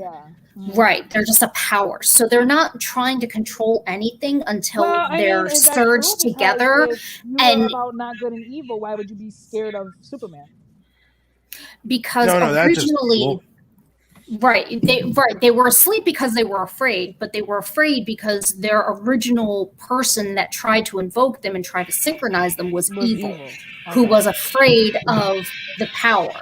So once they're asleep, now it's almost like they've had a reset. They've had a hard reset. They don't know who's going to wake them up and who's the first person that actually kind of wakes the boxes up. It's Silas, who's not doing it for evil. He's doing it to help his son. He's doing it with a pure heart to use it for a good thing. That's why the other mother boxes didn't wake up, because it wasn't enough of a pool to get all of them going. It was enough for that one mother box to wake up, give the power to Victor, and then go back to sleep. Yeah. Yep. And you saw like the witches when Cyborg's trying to put them apart. You saw the three witches show up. Yeah. Right. Yeah, exactly. Like they, as Diana said, she's like, they're gonna try and play on your weakness. And his weakness was his mom, dad, his family, the desire to be a family, and the realization of I'm not broken. Goes against his nature. Like if at that point they were first activated by Silas, they should have had a not evil intention. But at that point, they weren't really woken up by Cyrus. Took them at that point. Yes. Right. Steppenwolf took the other two boxes, and because those two boxes were kind of vibing with Steppenwolf. Right. They created a majority rule. Like there's a lot of room for error. And so my issue with the mother boxes is that they make it seem like these are the only three mother boxes out there in the world. No. There's tons of them. That is one of the things that kind of was off with me. You mean the universe or the planet? Well, there were 3 on the planet, but it's not like look at how many times in the books there's other mother boxes. Mm-hmm. I think they kind of vaguely like hint at that though, because they do make a point to say on this planet. Correct, but I mean, that's the thing. Like, all right, you left your mother boxes on this planet. Well, if you still want to conquer this planet, I'm gonna fucking show up with more mother boxes. Now, the mother boxes, are they also considered the anti-life? Because at the end, Martian Manhunter says they found, anti-life is here, and I'm like, okay, well, it wasn't the boxes then. No, it's the Earth itself. The equation is on the surface of the Earth, but the only way to get the equation is you have to burn the Earth down. Right. That's why at the beginning, at the Age of Heroes, Defenders. You see the anti-life equation. When they revealed that was the anti-life equation, I'm like, oh, they fucking shit! You gotta give me a second part. Yeah. So like, I don't think was mansplaining this movie to me the whole time. I don't think that we're gonna see any other mother boxes, just like with what happened with the MCU and the Infinity. So will we get father boxes? Well, no, she has a point. It's the movies. It's not the books. So they can't run the same plot, the same problem. It's movies. And that's and I think ultimately that's my problem with all of these movies. I like some of them. I watch them. I enjoy it. And when I'm done enjoying it, I'm like, well, they were wrong about this and this and this. Oh God, I hate it. And I hate it. And I unfortunately I go on hating things. And I shouldn't, because I enjoy it. My favorite thing to like do when I watch, because like I said in the beginning, I'm not a comic book reader, right? I figured that. I heard you in the background. Well, yeah. So when I watch a movie, my first thing to him is, but what's in the comic book? You know what I mean? That's my first question to him. Is always, what does it say in the comic book? And then I base my reaction off that. Exactly. But and the movies, they're not solely created for comic enthusiasts and comic readers. No, they're not at all. It's a wide net that they're trying to get the most people that they possibly can to read, to watch these movies. And as a comic reader and, enthusiast, you want to love these movies because it's your comic brought to life. So, Lady Mocha, let me bring this to you. Yes. Why I'm not completely outraged, right? About the fact, because I'm right. About the fact that there's 5,001 Spider-Man movies and 5,001 Superman movies and 5,001 we're all sick of it. Batman movies. But you can't get one decent Green Lantern movie. You can't. I never heard of Squirrel Girl before I met you. Like, these are the things that you need to introduce people to. So, honestly, I think that Green Lantern, they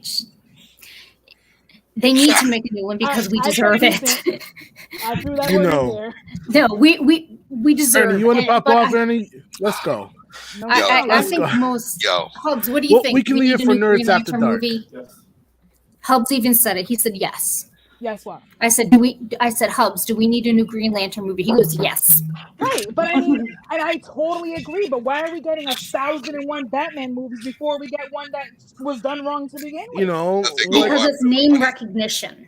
What Doug said is fan service. Like, DC knows who to aim for. They don't care about Green Lantern fans. What sells is Batman, Superman, Wonder Woman. Exactly. That's why without this, you wouldn't have had a cyborg story arc. You wouldn't have had it.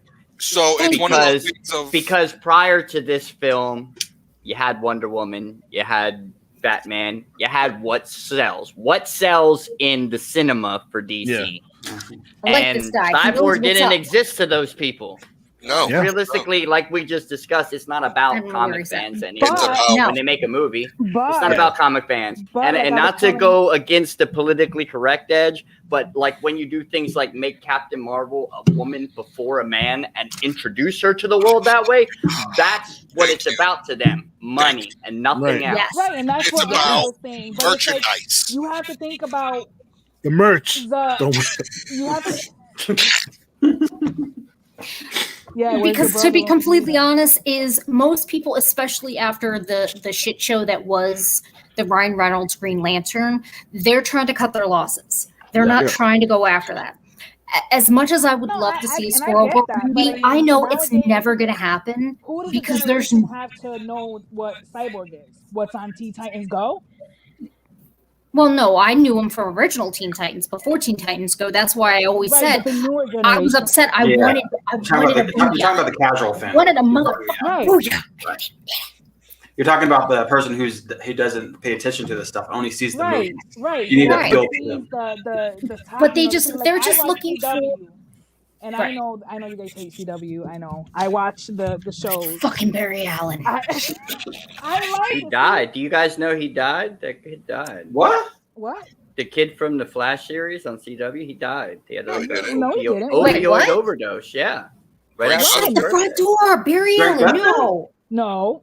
Or are you talking about like Wally or some other character? Does he play Wally? The black kid? The black kid? No, the white kid. The one no, he's not dead. Vibe. Nah, dude, what? I'm gonna be so hurt. All right, Logan Williams. Logan Williams. Oh, he played a young actor. Okay. Was that the Smallville Flash? Yeah, I think he played the young. He played young Barry Allen. Yeah. He played young Barry. Okay, well, no. Okay. Doesn't make it any better. Sorry if I scared you guys. You guys were kind of like, what? So, we're talking about. Oh my God, he was only 16 years old. Wow, dude, a 3-year battle with opioid addiction, man. At 16. Wait. So Home Kid was 13 when he started doing opioids? I'm not surprised though. Well, could sports and had an injury. Right, could have been like opioids prescribed. You know, we don't know. That's what it was. That's crazy. Fentanyl. Sorry, I didn't mean to bring the negativity in here. No, it's cool. Thanks for informing. I was confused when you guys first mentioned. I thought you were talking about. Because the only time I've watched that series was when it was like the young kids on there, and I was like, yeah, I'm not into this. I just never liked Barry. I just never liked that Barry Allen was like, he was just a brooding fucking teenager. Like, even when he was a fucking adult, he was still a brooding fucking teenager. But Doug, Barry Allen. This is what you're talking about when they get shit wrong. You want to see worse? Hey, you want to see worse? Pull up, what was it? Batman and Robin, like, or something. When they first introduced Bane for like 5 minutes of the movie, bring the picture up once. Oh shit! Oh, but yeah, can I get a little happy that Granny Goodness was up in there? Granny Goodness, yo. That frame. That was Granny Goodness, huh? That was Granny Goodness, and I swear to God, if I don't get a Furies movie with Big Bird, I'm a big best. You know that's something that I want to talk about, right? Batman movies before that. So, hold on, real quick. Yeah, go ahead. Y'all kids catch that? Oh, that is funny. Nice. And like Shrek, is that like Max Shrek? But that Ben Parker. Damn, that's like a call out to Spider-Man. Now, to me, this is another scene that made me cream my pants. Fucking Omega Beam. Oh yeah, fucking Omega Beam under dude, and he turns around and his eyes are like fucking glowing. I'm like, fuck, man. Yeah, I can't wait till he does that to Batman. Ooh. I can't wait till Batman dies. Sorry, guys. Yeah, I think that's how they're going to introduce Battison. Yeah. You know, like Batman's going to die in the next movie, and that's how they're going to introduce Battison to his universe. When they said Ben Affleck was playing Batman, I thought he was going to die, and I was like, cool. I mean, so, and Quiet Joy. Oh yeah, nanotechnology. How did I not catch at the beginning, dude? I was like, he sounds familiar, right? The name didn't sound familiar, but I'm always kind of like suspicious when they have somebody who's on screen a little too much for being a secondary character. I'm like, you're gonna play a little bit bigger role in this. I just don't know how. Hence the Themysciran female of color. Mm-hmm. A nod to the female Wonder Woman of color. Yeah. She was on film a lot. Yeah, I caught that. Yeah, right, she was. and like, She was in one of the other oh, ones too. I think there's she a was in Wonder Wonder Woman of color that's coming in the comic books. She may not hit the movies, but you're now acknowledging that as a little silent. Yes. A lot of little nods that people didn't catch. Like the one thing that I can't figure out is what the hell is that number for the Department of Defense for that mother box? 619. Yes. There has to be something behind that number. Yeah. The number's gotta make like, is it a date or something? Oh, and can we okay. We can look. So can we be a little upset about the fact that as humans, we were the dumbasses that of all the other races fucking buried that shit in the ground like a Thank you, Shawna. Everybody like super like defended that shit, and we're like, oh no, we're just gonna throw it in the ground and maybe somebody will find it. That's every comic arc since the beginning of comic books. The human race is the idiots who made something happen. That's honestly, that's one of my biggest problems with most comics anymore. It's like, it'll be safe out here in the middle of the woods. I mean, but no problem. A movie if there weren't like, and it wasn't even buried that deep either, though. No, I will say though, even when Cyborg buried it, like you could have stuck your finger in it, would have been like, so. Yeah. But 619. The irony of the fact that it was last fucking box. June 6, 1980. They're sitting there like, looks like that dirt box wasn't so stupid after all, was it? And the fact that the Nazis found it and like, yeah, right. That's crazy. Like, God damn it! And you know that's something I want to talk about. Wait, right? look! Wait, do you see long What? coming in clutch? What happened? June 1982 is what that 1982 stands for. Let me find out. The first appearance of Cyborg. Okay. 1982. That's why. That was his mother box. So how about I saw a thing that said there was like 15 Easter eggs that Snyder put in it, and I was looking at it, I was like, I didn't catch any of this. I felt stupid reading it, but I did not see that on the list. So that's just that another was not on the list, and I've combed. Yeah. And just for that long, oh shit, my shit's frozen. Oh. Hold on. You also got Starro. Hold on. Just for that long. Take these off. Oh man. Dang. So I need to go get a refill. Go ahead. So, all right. Did you guys catch the Starro when the star came down his arm and like went onto the Atlanteans? Usually it's in the back, right? So you can't see it. But was that a nod to Starro, or was that just like how do they know each other? How does Steppenwolf and Starro know each other? You know? Well, he wasn't back in Apocalypse, so he must have been somewhere else. This is true. Like, okay. The fact here's the thing though. It's kind of like, all right, so they redid the whole explanation of Steppenwolf. Steppenwolf was banished from Apocalypse for a certain reason. There was a takeover. A takeover attempt, which I'm thinking was the New Gods, right? Or Ryan, and somehow Steppenwolf fucked up, so he got banished. So, but here's where it doesn't. That it was his ego, and his I don't know that he wouldn't take over. I think maybe he overstepped his boundaries and stepped on some toes. It wasn't him that tried to take over, but someone tried to take over. Right, and he either didn't stop it or he fucked up. Or Ryan. But here's the part. Here's the thing that doesn't make sense. He heard them go off. He heard the mother boxes go off. Why? When they showed up on Earth, they came with Darkseid, not Steppenwolf. That makes no sense why they would call out to Steppenwolf and not Apocalypse. Not Darkseid. What those flying things called again? The parademons. Yeah, the parademons. They caught the sun when they woke up. Yeah, but and the parademons told Steppenwolf. But why not Unless Steppenwolf was somewhere in the vicinity. That's the only way. Well, but why not because Steppenwolf was trying to regain his favor with Darkseid. So he was already out in the universe. Searching for these. And he was probably already searching for the mother boxes. So he probably already had the parademons saying, listen, you catch any hide or hair of these motherfucking mother boxes, you need to tell me. And know that you're loyal to Darkseid. But right even now, made a comment. I have destroyed 50,000 worlds, he said, or something like that. Yeah. Right.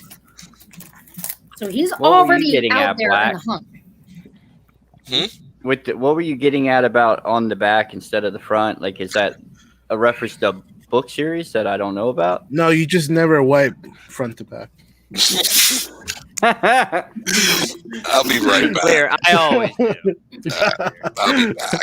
Jesus Christ. Well, this is traditionally how a star works in the comics. Okay. All right. Yeah. Well, and to be clear, like, I don't know if I told you this last week when I met you guys, but I'm not huge on DC. I'm not like a fanboy of Marvel. Just I've read an assload of Marvel and Image and like so some of like the spin-off of DC comics, like Image and like Mad Cow, I think it was called or something. Those books I love, but the original OG DC stuff, I've always kind of been like, like every hero they make is impossible to kill and like just I don't know. And on the I contrary, don't dislike it. DC? Yeah. He and I always have arguments. I was always a Marvel fan. He was always a DC fan. I like one all go-to comics, to be is clear. they're the ones that copy off at DC all the time. Well, they kind of did. Deadpool is definitely a Deathstroke ripoff. Yeah. However, I read a bunch of Deadpool before I knew Deathstroke existed. Or freaking Thanos. Is Darkseid came first? Like, doesn't matter who made the creation or who made the creation better. I would say Darkseid's better. Darkseid's better. He's well. Yeah, I've never liked Thanos. Even in the books, the Infinity Gauntlet, I wasn't a fan of Thanos. The difference I thought about it was like, Thanos come on, and, like he's just he's matter. He's living flesh. Like, and any of you can end this guy right now. It's not that hard. And the movie, they really like, come on, man. Yeah. He really didn't seem like he was much of anything. And like he had this compassion that he wanted half, of the universe destroyed, but because they need to make room for like hierarchy or whatever. But it's like, but Darkseid like kills to kill. Like he just wants to conquer everything. And like he has no like soft spot, Yeah, he's like got that no makes him a badass. Mm-hmm. That's something though that I have been wanting to talk about is the similarities between, for example, when Wonder Woman, they're burning her. He sees that vision, right? Batman sees that vision. They're burning her. It's kind of like, and he sees all his pals dead in a sense, right? So it's kind of like not a node, but they're taking pages out of Tony Stark Age of Ultron, right? Avengers Age of Ultron, because that's like when Tony Stark touches the scythe or whatever, he like goes into his vision where like everybody's dead, and I'm like, dude, why did you do that? But we know that Marvel and DC have always done that. They've always piggyback off each other to see who did it better or whatever. So, but then when I tell him like they should have given us all these side movies before releasing Justice League, he's like, but they didn't want to do it because Marvel did it first. What does it matter? Well, and on that note, I would say that they've been a little too, let's push this out, DC has with their films. Like they could have made it so much better plot lines, so many better films by now if they would have just introduced a character. Had an hour and a half film. Because a working formula is a working formula. Doesn't matter who did it. Exactly. Yeah. Exactly. Now, do I applaud them for trying to try something different? Sure. But a working formula is a working formula. Exactly. And that's always going to be the case. I mean, that's what you did in books. You have an introduction. The first appearance of this guy's in this comic. He's just the guy. Next, you have a whole run of that, character. He has his own comic. Right, just like he was like you said, it works. Batman versus Superman, they each had cameos, and it's like a cameo is fine and dandy, but when you're trying to make this go team go movie with them, and like nobody knows who this one is from Adam, you know what I mean? It's like you should have given us a bit of an introduction, before. And that brings me back to what you mentioned about like the many Spider-Man's films. Right. That's a studio. That's a studio or a licensing company who's funding a film saying, well, we want it tomorrow. I don't care. And they have a guy pleading with them that the guy that they cast is horrible or whatever the case. And they just remake it. The Hulk can never have a good movie that's just the Hulk anymore. Right. Like, that's out the window. Yeah. Right. I think that. One of the biggest problems especially with DC characters and a couple Marvel is the properties getting owned by multiple entities. And because of that, I said this fucking many episodes ago that the thing where Marvel got right that DC is not is building a connection between character and the actor who plays them. They jump around too much. Granted, you have the multiverse, but the general population doesn't understand the multiverse. Yeah, if you ask me, Michael Keaton's Batman and anybody else doesn't belong there. You don't need 11 Jokers when you had Jack Nicholson to start with. See? So you have, DC who they jump all over the place with these characters, so you have no real strong emotional connection to them. So you have it's like, well, I don't really care what happens in this movie because I don't give a fuck about Ben Affleck. If it was Michael Keaton, the one important one that's new, that you're trying to introduce a new hero to a generation or to a people all together, you fuck the whole shit up. No, exactly. Well, I give them credit in the Dark Knight series because that is a different book. They're graphic novels. Again, I think Christian Bale should have been a villain and not Batman, but the way they wrote it out, they did it good. But again, you're releasing a movie called Batman. Now you have a character called Joker. And the general public just goes, well, they made a Batman movie with a Joker. Let's talk about Joker, though. Yeah, I'm about to say, he's gone, bro. Out the window. Let's talk about that Joker scene, yo. That was a great comeback for a Joker. Like, seriously, that ending scene right there. Don't go too far. Don't go too far. Or him laughing when Superman lands, he's like, we're about to fucking die. Like, and he's over there laughing. That's because he's like, you're about to die. I'm not dying. I hated Jared Leto in Suicide Squad, but he redeemed himself at the end of it. I mean, I feel bad for that guy. He should have just not taken that role, to start with. I think he wanted, he wanted to do it, and maybe he wasn't given the full script or the full compass of what he was going to be. You know what I mean? Like, right? Because if we would have got this Joker, everything. Oh yeah. Like the fact that he's sitting there and he makes that fucking jab about Todd. That's wild. Oh yeah. Oh, it was Dick. Batman's response. Believe me, I will fucking kill you. It's not Todd though. Yo. I thought it was Todd. No, it was Dick. He killed Dick. Zack Snyder confirmed that he killed Dick, not Todd. That's why didn't he say Jason Todd?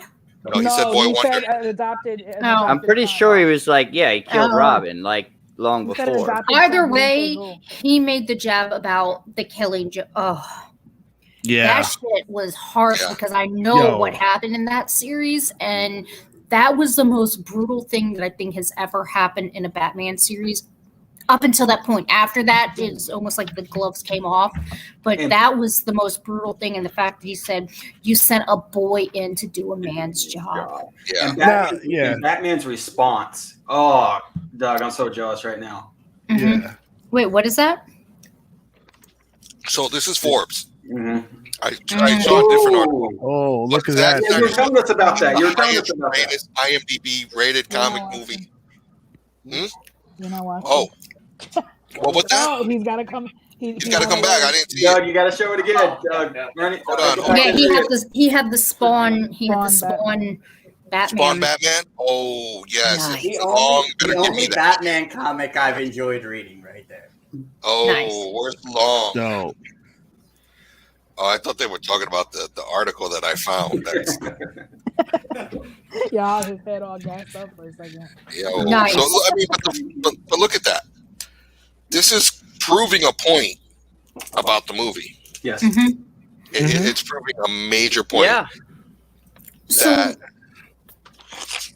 this is a gold mine. We are going to get a Snyderverse. So here is the light at the end of the tunnel, or the silver lining in this whole COVID situation, right? Because what was the highlight of that article? It was the highest rated, not highest grossing. Highest rated. Highest rated. And that's one thing. I'd take rated over grossing any day. But I think I see what was on. Hold on. I think what she's getting to is now we're going to start judging movies not by how much they make, but how good they are. Their merit of a movie. Well, you just lost like two of the biggest cinema franchises across the United States. There's, I mean, I watched something like the day it was scheduled for release on my cable box. I paid like $20 and just ordered the thing. You know, and truth be told, that saddens me because I'm a big fan of the cinema, and it's disappeared. Actually, last week a friend of mine saw it at an IMAX. Oh wow! So, but I think that's definitely it is going to show though that before movies HBO now are not going to be solely based on profit, but on their merit. Which honestly, that's what should.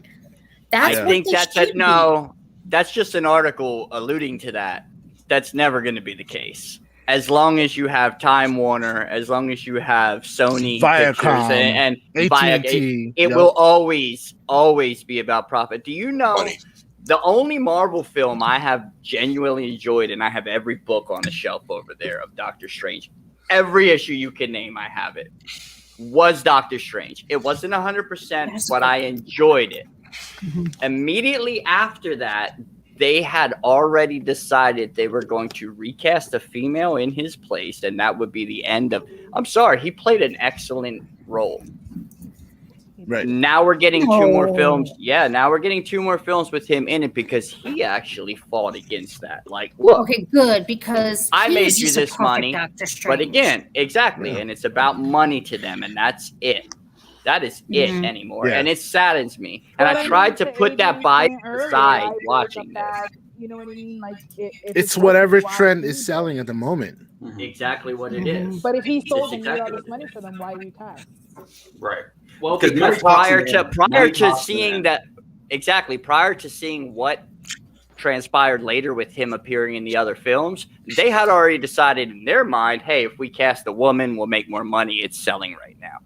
Right. Again, not to be outside of politically correct, but that's what's going on in these films. I think a lot of times they try to force things. It's like it's one thing if it's canon. Yes. Don't there's force nothing wrong it. with Exactly. it. But don't force it. Let it be a natural progression. Let it be a 100% natural what change. you just said. Exactly what you just said. You know, and I think that's a key for comics, because comics are not necessarily linear. They do change. Mantles do get, passed on to another. The torch gets passed. But don't force the torch being passed just to pacify a handful of people. Right. Do it in the right way that makes sense. That kind of goes along for everybody. I agree with you. There's too but can many. I just point out one thing? I don't want to interrupt you. Continue. I'll wait till No, go ahead. No. I was just gonna say, because there's too many subclasses that watch these movies that if you potentially alienate one, it could be a domino effect that no one's gonna watch your movies. And you just said it, but they realized long ago that they get more viewership outside of comic book fans than they do inside. Mm-hmm. And since that's been realized on both sides, both companies, like that's the market now to them. That's it. It doesn't matter if they upset, 40 million avid comic fans. Right. They just sold it to, 200 million. And Doug hit the nail on the head there, because that's what I think a lot of people don't realize is like us nerds here, us people who like dive into this. Did we lose him? Damn. Bye, Adrian. I was like the hot take right there. Did my rant not pick up at all? Yeah. No, at all. You just cut out. It was like the intro to it, and that was it. Okay, what I'm saying is what nerds don't realize, and I'm glad to be one. But in the end, we're a small piece of this puzzle. We're a small piece of the pond. Mm-hmm. Yep. Right. When they make movies, they're making them to appeal to the masses. What the fuck? That was. Oh God damn it! Not again. Not again. I mean, going into Endgame, I had a feeling it wasn't going to be true to the comics, but I still enjoyed it because it wasn't forced. I could see where they were coming from, their reasoning behind it. So I think, though, that that people aren't stupid. They're going to see when something is forced and they're being pandered to. So that's why I think it's important to. I would like to hope that they realize that recasting Doctor Strange as a female just to pander to a tiny. Well, they did. They changed their mind. Yeah. They changed their mind. It could. Hopefully it was. Benedict saying, I did kind of make you a lot of money, and if you change it, you may not make the same amount of money, and that was a part of it. But realizing, that may be a little too big of a change, and good that people aren't ready for. At the end of the day, you can't recast like someone because they're a woman. But they do, and they have, and they're continuing to. But that's not the problem, right? They're trying to appease to women, but you're not appeasing to me. That's not changing the culture. Right. Is that woman that you casted getting paid equally as the man? I fucking doubt it. Brie Larson's getting more than everybody right now. Yes! Brie Larson's living it up. But that's different. She was casted in the role to begin with. But that's again. The culture needs to change, not you just giving us a visualization of you saying. No, you're right. I absolutely agree with that. And again, and that brings me to the Winter Soldier. Like, I haven't watched any. To be clear, I haven't watched it yet. Mm-hmm. But where Endgame left off, and Captain gave his shield away. Oh, pissed me off. But what I seen previews for the Winter Soldier, I saw Bucky with the shield throw it at like a tractor trailer, and I haven't watched the show, but I'm like, what's going on there? Sam better have that shield. That's all I have to say. Sam. I agree. I guess you guys are gonna have to watch it then. Mm-hmm. But that means I have to actually give Disney more money, and I refuse to at this point. You don't have to. You don't actually. Not that we're telling you that you have to hire it. No, you're right. You're right. But if you have a friend who has a login, I don't. Look, honestly, the WandaVision sealed it for me. You guys liked it. Whoever did, that's great. But I haven't yet to see WandaVision. We haven't seen it yet. Yeah. Don't see it. We will. I was watching it and I wasn't really into it. It was just. I heard that it was hard. That's what it is. The end was like made it. And exactly what you just described is what it is. It's a push. We want to push this woman out here. We want to put, like, dude, like, why are you doing this? You're hurting yourself. You have 36 years of comic books that you can literally just have the actors read, and there's your script, and you're just deleting it to jump ahead to this. I like it. I've seen that same shit. Like, boom, I said when that I see same these shit. things. I love it. Oh my God. You have a golden goose on a silver fucking platter. You have all the material already written out for you. You don't even trying to fuck it up. Yeah. Yep.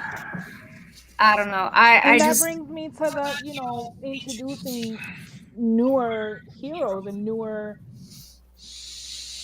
Yeah, again, they have the potential. They have the potential, but their problem is they don't want to gamble. At this point, they know what their moneymakers are, and especially with the success of the Snyder Cut. I think as much as it pains for me to say because I really want it really badly, I think we're going to be really fucking lucky if we get anything more with Martian Manhunter and. Oh yeah, nothing's going to come off this Zack Snyder film. It's we've already announced it. Cul-de-sac. I think the fact that they allowed him to even bring it out is a step in the right direction. That's a great thing. That's a great thing, especially for the actors who were cut out of it. Mm-hmm. What, Shawna?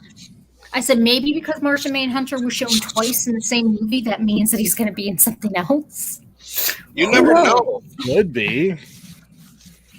You never that's kind know. of like the rule of thumb. If somebody's in something gratuitously more than once, then you're probably going to have a... And if Martian Hunter was in this movie more, he would have destroyed Steppenwolf. Then what's the point of the entire movie? But that doesn't mean that we can start bringing 4-hour movies and that be the new fucking normal. This shouldn't be the norm. This shouldn't be the norm. No, it shouldn't be the norm. But people are going to enjoy. Yeah. Episodically, maybe they'll start doing something like that because you're an HBO Max, because the theaters are going away. It's right. but then it's our fault, because if we keep buying the subscription, if we keep buying Ray at the Dragon at $30 a pop, then we're just feeding into it, and we're helping Disney eliminate the theaters. I had this discussion last week. Every one of these streaming services are sitting in a room together weekly and saying, you get this. We're going to keep this. Hulu, you can have this. Netflix, you have this. And they're all going, all right. People will subscribe because they want to see this one incredibly good series. And then they're there. Who cares if the rest of the stuff on our channels crap? Well, Hulu and ESPN are Disney properties. They're owned by Disney. Yeah. I would not be surprised if that actually happened. I guarantee it does. It's like a fucking Uno draw. They just throw a bunch of cards and be like, okay, start picking. Because realistically, I am subscribed to everything right now. I actually am subscribed to Disney because of what Adrian said. I have the package where you get all three, and whatever the case be, I sit here and I go, okay, I turn one on because this series or whatever's on there and I want to watch it. And when I'm done, I start looking through the thing and I'm like, all this stuff was here 7 months ago. I don't want to see any of this. That one thing that I have the subscription for is why I paid you. And that's it. And it's each and every one of them, actually. And that's what really makes me believe that there's deals being made behind the lines saying, look, this keeps us all in business. And it's unfortunate for I think film. for Netflix, the anxiety-ridden, mentally ill people love it because they can watch shit binge-worthy that they've watched 100 million times. I enjoy a lot of the. I love watching shit over and over again. Love it. And sometimes you need something mindless that you can just. Yeah, I bet you like Hallmark movies too, right? Actually, I don't. No, usually. No, I'm that white girl that watches fucking CSI or all the crime, dramas. The murder podcast that Hobbs gets concerned about. He goes, "Should I be concerned about my well-being?" Yeah. What is it with white women, the female genre and CSI murder investigation documentaries, TV shows? I don't know. I love fucking crime dramas and true crime shit. What are you guys plotting, man? I do too. It's just what I go to sleep to. The narrator talk. I put it on. I pass out. See, there's a TikTok to fall asleep to that. There's a TikTok going around, and it's so true. And it says, if I ever get murdered, don't call the police or the FBI. No, call 2 white women with a crime drama podcast, and they're gonna find out what happened. I don't know. It's just there's something about it. Yeah, Hubs gets concerned for his well-being all the time because I'll be watching something that says "wives that kill," and he's like, "Shit." I watch that stuff all the time, but it makes me very cynical. Like, I stand in line at a Walmart, and one time I was at a grocery store or something, and somebody was in front of me. They were having a hard time paying for their stuff. So I was like, my heart wanted to be like, yes, I want to help. And then like the forensic file side of me was like, yo, they're feeding somebody in the basement. So they got You're being watched. Wow. You're like walking down the aisle and be like, wait a minute, that's a lot of salt and lime they have. Do I not help them? Like, yeah, is you know, that it's trash funny. bags and gloves and a shovel in there? It's I'm funny, gonna you know, mentally take that in consideration in case there's a wanted thing going on over there. So with that said, whoa, potato guzzler! Is this an incel convention? You guzzle potatoes, though. I think. Well, I'm gonna go ahead and say no because I think incel is involuntary celibate, and no, I don't think any of us are celibate. No. So I kind of have been for quite a while.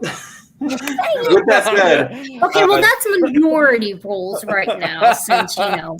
So I think with that said, I think we are done with our review of the Snyder Cut.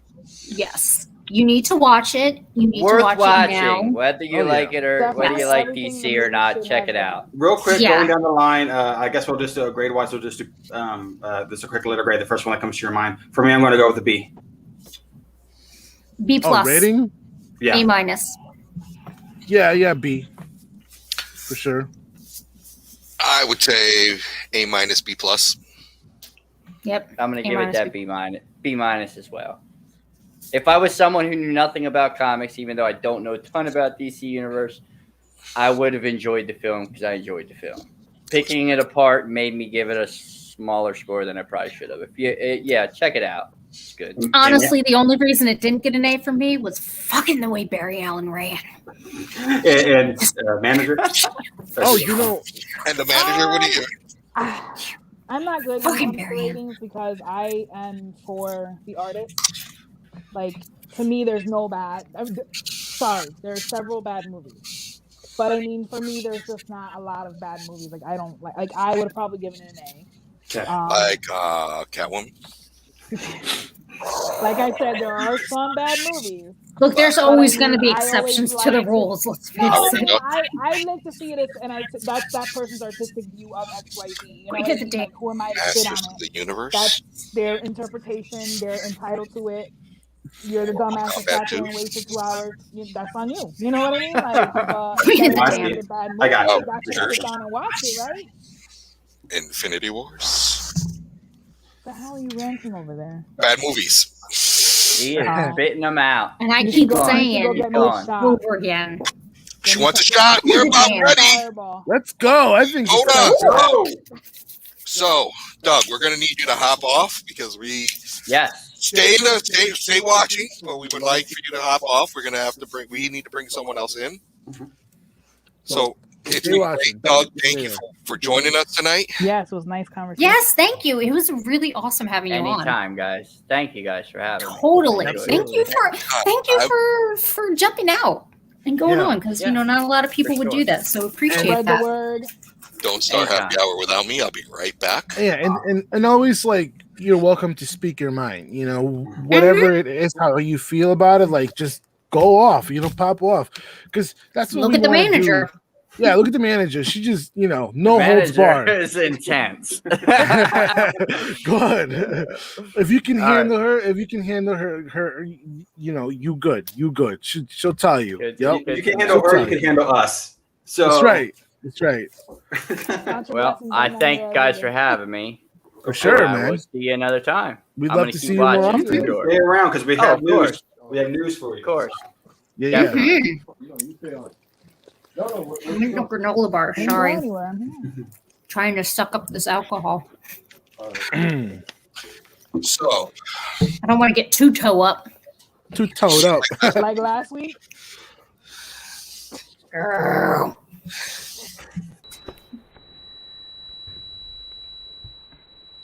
It's that time of the show. Wash it down with 1 beer.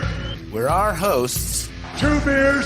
Grab the latest local craft beer. 3 beers. And give it a rating. It's time for Rate That Beer.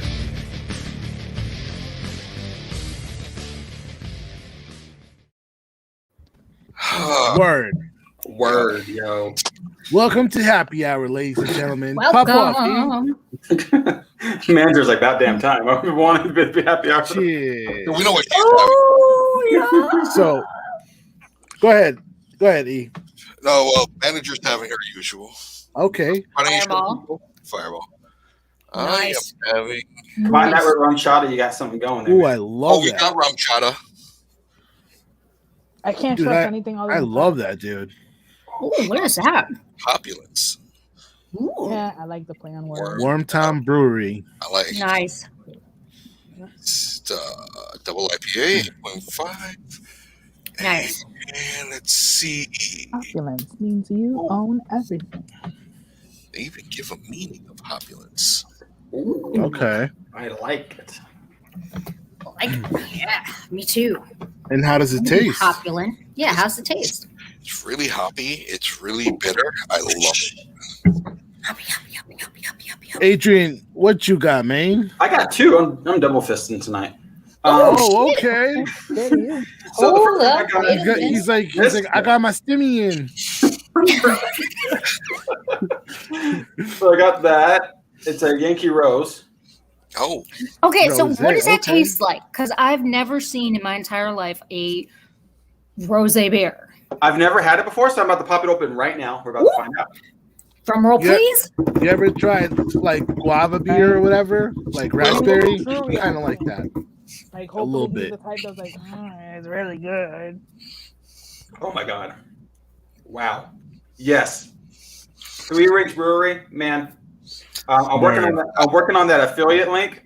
Once we got that going, like, pick this up. What's it taste like? So it's very, very light for one. Almost like a I would say like a Vertigo. Okay. Type of thing going on. Very, very light. But also that kicks you in the back of the throat, like once it goes down. So it goes in. I love kicks in the back of the throat. I don't know. So it goes in smooth, but once like you swallow it, it's just like. Oh, you need other things in the back of the throat. So then I also got a whiskey sour thing going on. Okay. Damn. That's 3 rings also? Also 3 wings. Jesus. We Look at us, you being a bad influence on Adrian. He didn't drink like this before he met us. Both were given to me. That's right. It's like a different version of him. Both were given to me. I didn't have to pay for them. So thank you, 3 Rings. Oh shit! Word. Oh shit! They gave it to you for free. Big Right. shout out to you. I went in there. I went in there, explain what this show was all about, what this segment was all about, and I'm like, just give me their best sellers. And I got like 5-6 packs in the fridge of different things. So, damn. So he's got finna weeks talk to about work that on. shit. Okay. Shawna, what you got? I have 19 Crimes, Pinot Okay. Noir. No, I love me some red wine. Love red wine. Oh, we can notice. Love red wine, yes. I don't well because I don't like white wines. I'm not a fan of rosé or white wines. They're just too sweet. And that kind of goes along with the fact that I love me some stouts. So Yeah, I don't. that's true. I like the meatier. I like the meatier beverage. Meatier. Yeah, I do like the meat. They have Gunner's daughter at the one that I was at today. Fucking love Gunner's daughter. That's Yeah. Oh yeah. That's like my favorite. Right, that's the best goddamn stout I've ever had in my entire life. Manager, we kicking back another one? Yeah, she is. I got her too. Oh, nice. Well, I gotta finish this one. Well, you didn't. You better kick that shit back then. Let's So is that go. is that the straight? That's a straight like regular Fireball, not like Apple or anything. No, that's just straight regular. Fireball. That's all. I have it's all that I will drink because anytime I mix anything, anytime I try to go to a bar and just try to chill and just be like, oh, let me just have like a Malibu and pineapple juice. She's a lightweight. I wake up the next day like I drank the whole fucking bar. That's what's Speaking up. of that, turn into last week's episode where I was talking about my local diner and about how those Long Islands, yo. Oh, you were how them did back you feel too. the next day? Let's not talk about that, or save that for after dark because it was. He probably had to change his sheets, yo. That next morning, or actually like an hour after I got off our stream, it hit me. I was in the bathroom. I was on that throne, man. Better get out the other way. What you got? I'm rocking this one. Let's see. Emerald Grouper. Oh, that looks Nice. Why that face look so mean now? Cause he's a yo, it's like grouper. me. It's a grouper. When your name sounds like you're a groper, you'd be pissed too. Or you're a goober. You're a goober. No, anybody? He just no. He just like mad. It's pretty clear. Ooh, yeah, that is really nice and clear. Pretty clear. How's it Hey, taste? Arnold, anybody? Well, first time tasting, but Okay. it's hoppy as shit. Oh wow. What? It's got like a weird taste. This is something I've never heard of too. Hold on. It has honey and citra hops. I haven't had a beer with honey yet, so That sounds like delicious, though. it is. Yeah, it sounds like it would taste good. That little bit of sweetness. A little bit of sweetness once it hits you, and then there's this lingering hoppy taste at the end. Yeah, it stays. Yeah, but I like it. So now that we've all shared our beers, we wanna have a nice little conversation with every single one of you. Wait, hold on. We're missing somebody. Oh, where is he? Where are they? Where they at? Where they at? Where's Shay? Where's she and he? Where are they? Where's Shay? Where's Shay? Man. Yeah. Bye. There you go. That Terrence. Jesus Christ. So The hell is? while we wait for them Just to don't. Just no. Should we, in case they didn't Don't catch ask it, questions. in case they didn't catch it at the brink, should we show those people our new intro? Oh yeah, that'd be great. I think we should Yeah. totally re-show that intro Y'all again ready? because that intro was fucking dope. Y'all ready? Here we go. Yes. All right. 5, 4, 3, 2. Take it away. Yeah, entertainment nerd, come and let me show you. This is everything you wanna know about nerd culture. Hey, entertainment nerd, ain't none fresher. You can nerd out, don't even need your pocket protector. Where my nerds at? Grab a drink, come through, keep it entertaining. Comic books to movie news, this is what you need. All my nerds, come get with me if you really live your life like you on the Big Bang Theory. Marvel to DC, we really got a passion. Justice League, yes indeed. Hold up, let me fix my glasses. Uncle Black, Dynamite Calo, when the story of crew. Lady Mocha, shout out Adrian. You know how we do. Hey, entertainment nerd, come and let me show ya. This is everything you wanna know about nerd culture. Entertainment nerd, ain't none fresher. You can nerd out, don't even need your pocket protector. Nerd news, nerd culture, nerd happy hour. Entertainment nerd, let's go. What? Word. I love that. I can't not get excited and like straight vibe every time I fucking hear that. It's like I had to deprive myself of listening to that for a while. You know, like Shawna said, like I've never had anybody sing my name before. Like, damn, right? I'm feeling it. I'm feeling it. I'm like, I feel special. I'm like, Barton, if you're listening, we would love to have you on. yes. Oh yeah. Yeah, that was dope. I want to Get over your shyness, dude. Get over it. Even manager said that was dope. Oh, you've opened for rappers. I'm not gonna name drop for you. I'll let you do that when you're in here. But you've opened for people, man. Get over it. Come on. We'll find out. Dope. Where are our other two? They're getting ready. They're getting the Transformers in the background. You know. Mommy is getting hurted. You know, it's just. Oh. Here we go. I hear something. All right. Oh shit. I hear a boop. Oh, okay. Just got home. I told y'all I was busy. Y'all You said good, to tell you. You said Oh to tell shit. you. Oh shit, it's about the end of the world. We got the manager and Mommy Fates on the same Oh. What you drinking, man? The world is coming. Phone just fell. I didn't have time to stop and grab anything. Did you knock that over with your boobs? So. Mike's excellent. It's hard pineapple strawberry. To make Excellent. Oh, we just lost the manager, I think. We're just stuck on her boobs. There she is. I was like, well, at first I wondered. You were perfectly frozen. You were like perfectly frozen. I was like listening and watching. I'm just like, you know that. This damn static, yo. We need to finally. I think we need. You are listening to the Nerd News Happy Hour, a podcast about comic books, movies, TV shows, and crap.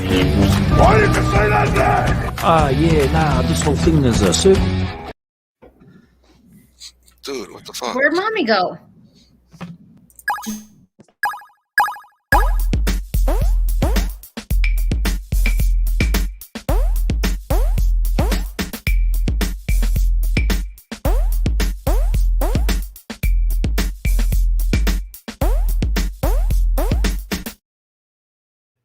So I don't. By the time y'all come back, I'm gonna be drunk.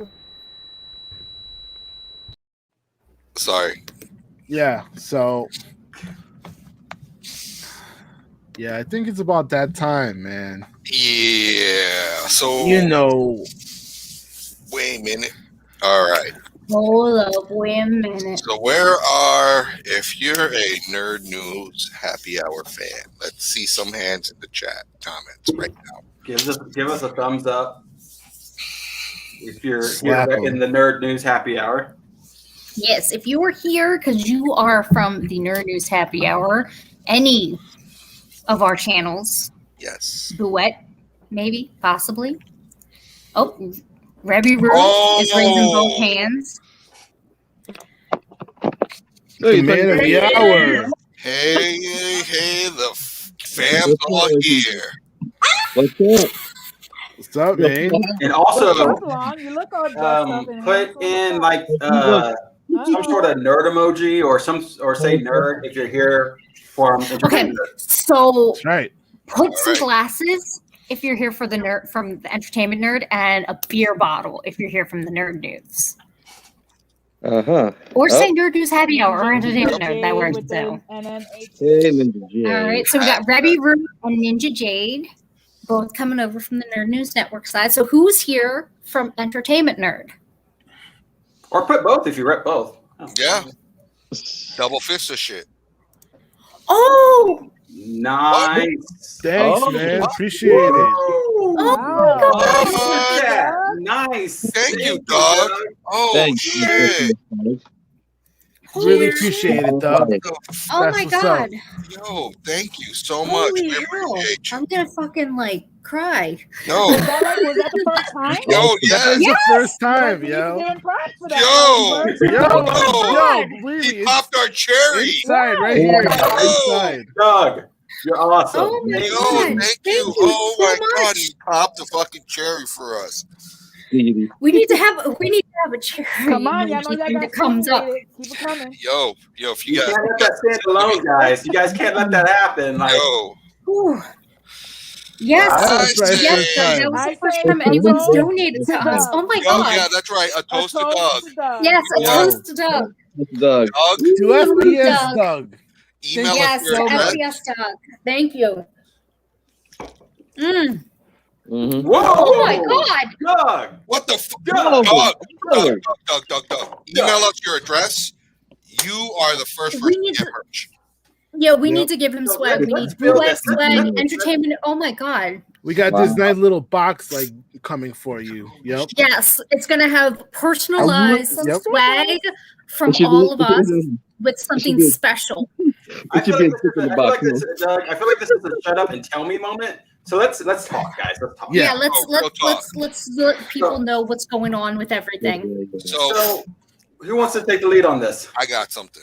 Yeah. All right, go for it, E. Our Nerd News Happy Hour family. We want to say goodbye. We do. We want to say thank you for all Yes. your support and for watching Nerds News Happy Hour since episode 1. Thank you for our shenanigans. Yes. But doesn't mean we're going anywhere. And we want to thank Adrian. We want to thank Nikki. And we want to welcome everybody in the nerd community to the new show. Here we go. Entertainment Nerd News. ENN. Same time, same channels. It's not going to happen overnight, so don't worry. No. We'll still be there. It's a slow progression, but this family has grown. That's right. It has grown from a handful of nerds drinking in a basement to even more nerds. A handful of nerds drinking in their basement. More nerds drinking in the basement, or in my case, an attic. In my case, the living room. To that one Watching day their cat run around like a crackhead. where we found Adrian in the chat. Oh shit! This guy. Yes. We gotta add him. Yep. And look at where we are now. We nerds are better in the mess. Universes collide for the good. Yes. Yes. Absolutely. We are Nerds. stronger together. We are. Nerds unite. Unite. There's Nerds. so much. Unite the nerds. Unite. There is so much that this means. There's so much that they're still working behind the scenes that you guys are gonna love to see. There's a website coming. There's a lot of stuff happening right now. So thank you guys for being on this ride with us. This new ride. We just got new digs, man. We got a new car. Yeah. Yes. Entertainment. ENN. Exactly. Nerd news all the time. Oh shit. Entertainment. Yo. Yeah, I see my face. Yeah. Right now. Cosplay, comics, movies, space, tech, games, everything. Everything. Got you. We'll have We block got food. your niche. And because That's we're one, Shawna, that means it's not just nerd news. It's a friend should be coming along too, right? I think some chick named Bouette might be along for the ride.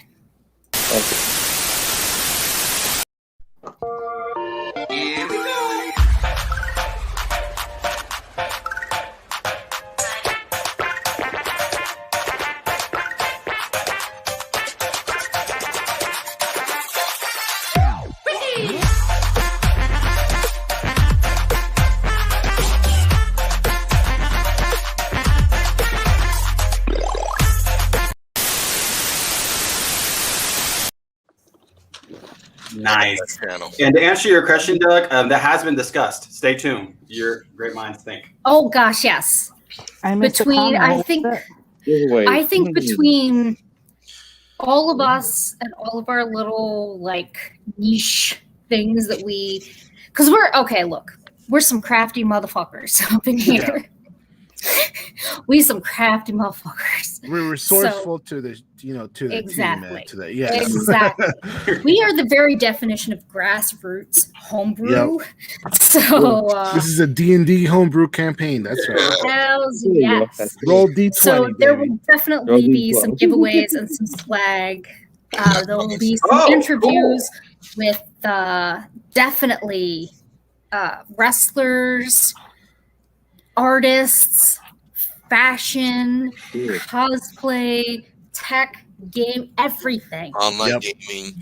Online gaming, retro gaming. This is going to become your source. If you're a nerd, this is your house. If you're a nerd, this is your house. We want to know what furniture you want in this house, what furniture you want us to focus on more. Let us know, because this is Entertainment Nerd News is your house.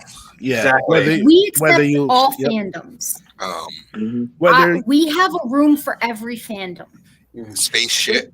Speaking of being your house, does anybody see a recent comment on YouTube? We are home. I love that. Rebby Brew, we are home. Yes, we are. Oh, wait. I don't want to flex on stream, but the amount of stuff I've been meaning to get rid of is high, to say at least. You guys channel could be. Ooh. Wow, man. Thank you, dude. Start communicating with us. Start communicating with us. Yes. Yeah, wow. It's incredible. We would love to do more collabs with you because you're amazing. You're super entertaining. And you know, you vibe. Speaking of the collab, I think Doug did mention about doing a collab. He did mention he has a Twitch channel. That's right. I mean, we would be in another honored. podcast. Yeah, we would be honored to be guests on your podcast stream. That's right. Absolutely. We would definitely be there. We can do this whole theme right here. Up to 10 people, so we can make it happen. Oh yeah. That was me. That's fucking fast with the email, like the flash. But what I was getting at, what I wanted to say real quick is we did get a recent comment on YouTube on somebody suggesting that we do a YouTube trailer reaction. Oh yes. I believe I haven't seen them in the chat today, but just know that we did see it. That's right. Yes. And that is going to be worked on, and you should expect it on their channel. I'm not sure who all will be available to do that reaction, but trust, a reaction will be done. We will get to that. Mm-hmm. We appreciate you, yo. Yes. So when I did, we did a show. I did a show. What was it? Thursday. I think it was Thursday. It was Thursday. I did a solo with the NASA green fire test.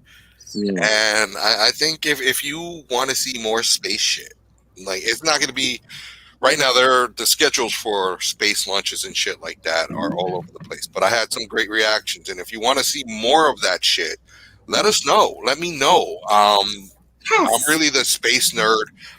Yes. And can I tell you, speaking as his spouse, I live with him on a daily basis. Really? We didn't know that. Hold up. Since wait a minute. Working from home. Okay? We both work from home. I worked from home for several years, even before COVID happened, so that wasn't a change for me. But it was a drastic change for him. And since he's been working from home and he's been kind of like on the side watching these space launches, like I'm 2 floors above him. I can hear him clearly through the vents in the house.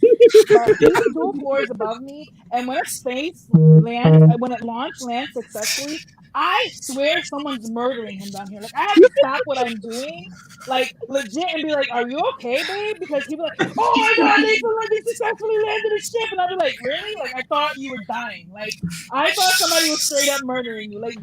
But that's just to let you guys know how in he goes into the. It's not just him putting face for you guys. This is him genuinely. Yes. Like going back to saying this is a lot more than just comics. Yes. There's nerds for everything. For everything. Yeah. Like even crafting. If you're a crafting. Bye, Doug. Thank you. Have a great night. Have a good night, Doug. So much. We appreciate it. Good night, Doug. Yeah, we appreciate your vibe, man. Your energy. Thank you. Keep coming back. We love you, man. Yes. Thank you so much. New BFF. So yes, it's what were you gonna say, Adrian? There's something for every nerd. Right. I was about to say, like, even like we recently had a wrestling show. That's right. With an independent pro wrestler by the name of Phil Stamper, which, by the way, you guys should definitely be checking him out if you haven't.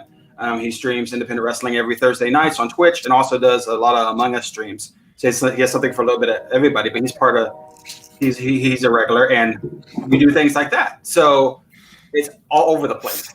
And we love it. And we would not have it any other way, I don't think. No, we're all over the place. Yeah. And with more and more people getting vaccinated, con season is up and getting ready to be running. So I will be trying to do more. Well, not trying to do more. I will be doing some live streams and some fun stuff at conventions. I don't know if I'm going to be able to do any local, fine lady mochas, but hey, if I'm at a convention and you're there and you can find Lady Mocha, you might get something fun. That's right. Because I might just be at E2E and MegaCon. Are you saying you might have Kineticon? Oh, the con? and UltraCon and Bangor Comic and Toy Convention. E3. Not E3, but E2C2. What about Mermaid Con? I might have to skip Mermaid. Don't do Con, it. Don't do it. I mean, depending. I mean, if He's it's going to be about to under do the it. sea or on the beach, I don't know. Depends on when it is. But yes, I will always have merch on me. Nikki? So if you find me, you will be there, and you will get hooked up. do if it. you find Lady Mocha at a convention. Okay. And don't forget, we got an event that we need to reach out to back east. Yeah, That's right. You know, they were opening And- up. They had this beautiful thing of their patio. Back East is a brewing, just to inform you guys, it's a brewer here in Bloomfield, correct? They're in Yes, Bloomfield, Connecticut. Bloomfield, Connecticut. It's a brewer, and they've been asking us to come down and do a show live there. We would love to do that. I know it's been a big surprise, but then COVID happened. that's right. You know, so we're meaning to do that. I need to. Did this is Rebby Roo? Yes. Anime and otaku conventions are so going to be a part of this. Oh yeah. Oh yes. We love it. Oh yes. Not Yeah. the convention. Next If it's week, convention, my arse is going to try to be there. maybe next week, Long and I could do a show from Hungry Bull Burger. Yeah. And Town Country. Wait, burger. What about burger? That'd be dope. Yeah. Wait, is that place? I would love to join. What time? I would love to I don't join know. too because me and Pup have been dying for some good burgers. So we're talking about food reviews here? Is that what we're talking? Oh yeah, We'll talk you know what I'm talking about. Food. We'll talk off air. Look, And my so, God, actually a talk good thing to about bring up about being talking about food because something's happening next month. Oh yeah, isn't there something about with something about the spot? Hitting the Spot Catering is going to be doing a cross promotion event with ENN. That's right. Tell us a little bit about Hitting the Spot. Yes, tell Hitting the us. Spot Catering is a newer catering business. He caters for all events. We do weddings, baby showers, corporate events. Doesn't matter what it is. Whatever your event is and you need us, we're there. Give us an email at hittingthespotcatering@gmail.com and anybody will answer you immediately and get you prices to whatever you need. Beautiful. And we can even do nerdy events, which is the reason why we're doing the cross promotion, because we're dabbling into those nerdy events. So Harry Potter, Star Wars, you name it. If we can find it, we can do it. And Miss Nikki, I'm going to be able to drink some blue milk. Someone you needs are to not drinking blue milk. I don't know why you keep pushing this. He Someone has told needs to do a you Lord of the no. Rings. A Lord of the Rings. Can we just cancel Adrian Like, out? like Can we a just butter cancel him beer, out? like- Can we just cancel him? What? Don't Nikki. be fucking up with Nikki. That's right. We love her. You know, shoot. I got you. I will pack blue food coloring and I will do it. Okay.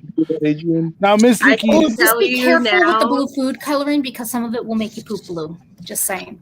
You mess with any of his products and he might chop off your hand. No, I'm going to buy the food coloring and the milk and just make it myself. Now, Miss Nikki, are there socials that we can follow you at that our fans can follow you at? Yes, Hitting the Spot Catering. You have Hitting the Spot Catering on Facebook. It's a Facebook page. You can follow it there. You can you can follow Hitting the Spot Catering 1 on Instagram and Hitting the Spot Catering on Twitter. Okay, sounds and good. Correct me if I'm wrong, Nikki. This may be a benefit to you if you were to do that. Yes, it may actually be a very big benefit to you if you do this. Future announcements will be made actually within the next week. Excellent. And So we you might will want be to try sharing it it at Entertainment Nerd News. That is going to be a new page. That is also going to be on all our socials. We are joining forces, as you've seen, becoming one, Nerds United. You will be seeing a lot more cosplaying. You'll be seeing daily videos of news bits coming out. We also have Long, who's going to be talking about his toys collections. Yes. Those are super important. So We'll have some space. Yep, some unboxing videos. Crafting. Maybe crafting, Cosplay, maybe some rogue wrestling. interviews with. And we're also trying to create a network where the community grows. So if you're a streamer, if you are a, you like to do stuff and you want to come under our wing, we would love to have you. We would love to hop on this train. That's right. Choo choo. Or, if you've ever wanted to get your feet, dip your toes in the water of doing something like this and you just didn't know where to start, reach out, because everybody starts somewhere. And it's always better to start with friends and a family than to try to go it alone. So because at the end of the day, we're a community.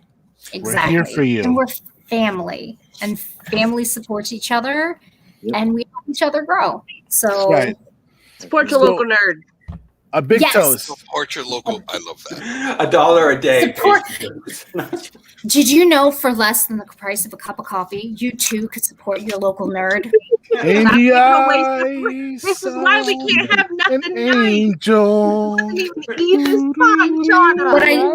But I definitely think we need to make sure to say support you. Oh my God, I'm writing that down. To new beginnings. To new beginnings. From all of us to all of you. Drink up, bitches. Oh, and for the first time ever, is she sober? Fuck you, Astoria crew. My man was at the ready. Holy shit. He was like, Long was like, wait a minute. Am I actually going to get away with not having that said? Not quite. Last week he got away with it. I got away with it. I mean, it just wouldn't be. Love you. I know. It wouldn't be. Yeah, sure you do. Yeah, it wouldn't. So there are two things that I feel like that this would not be a show without, I'm the first one to go to bat for you.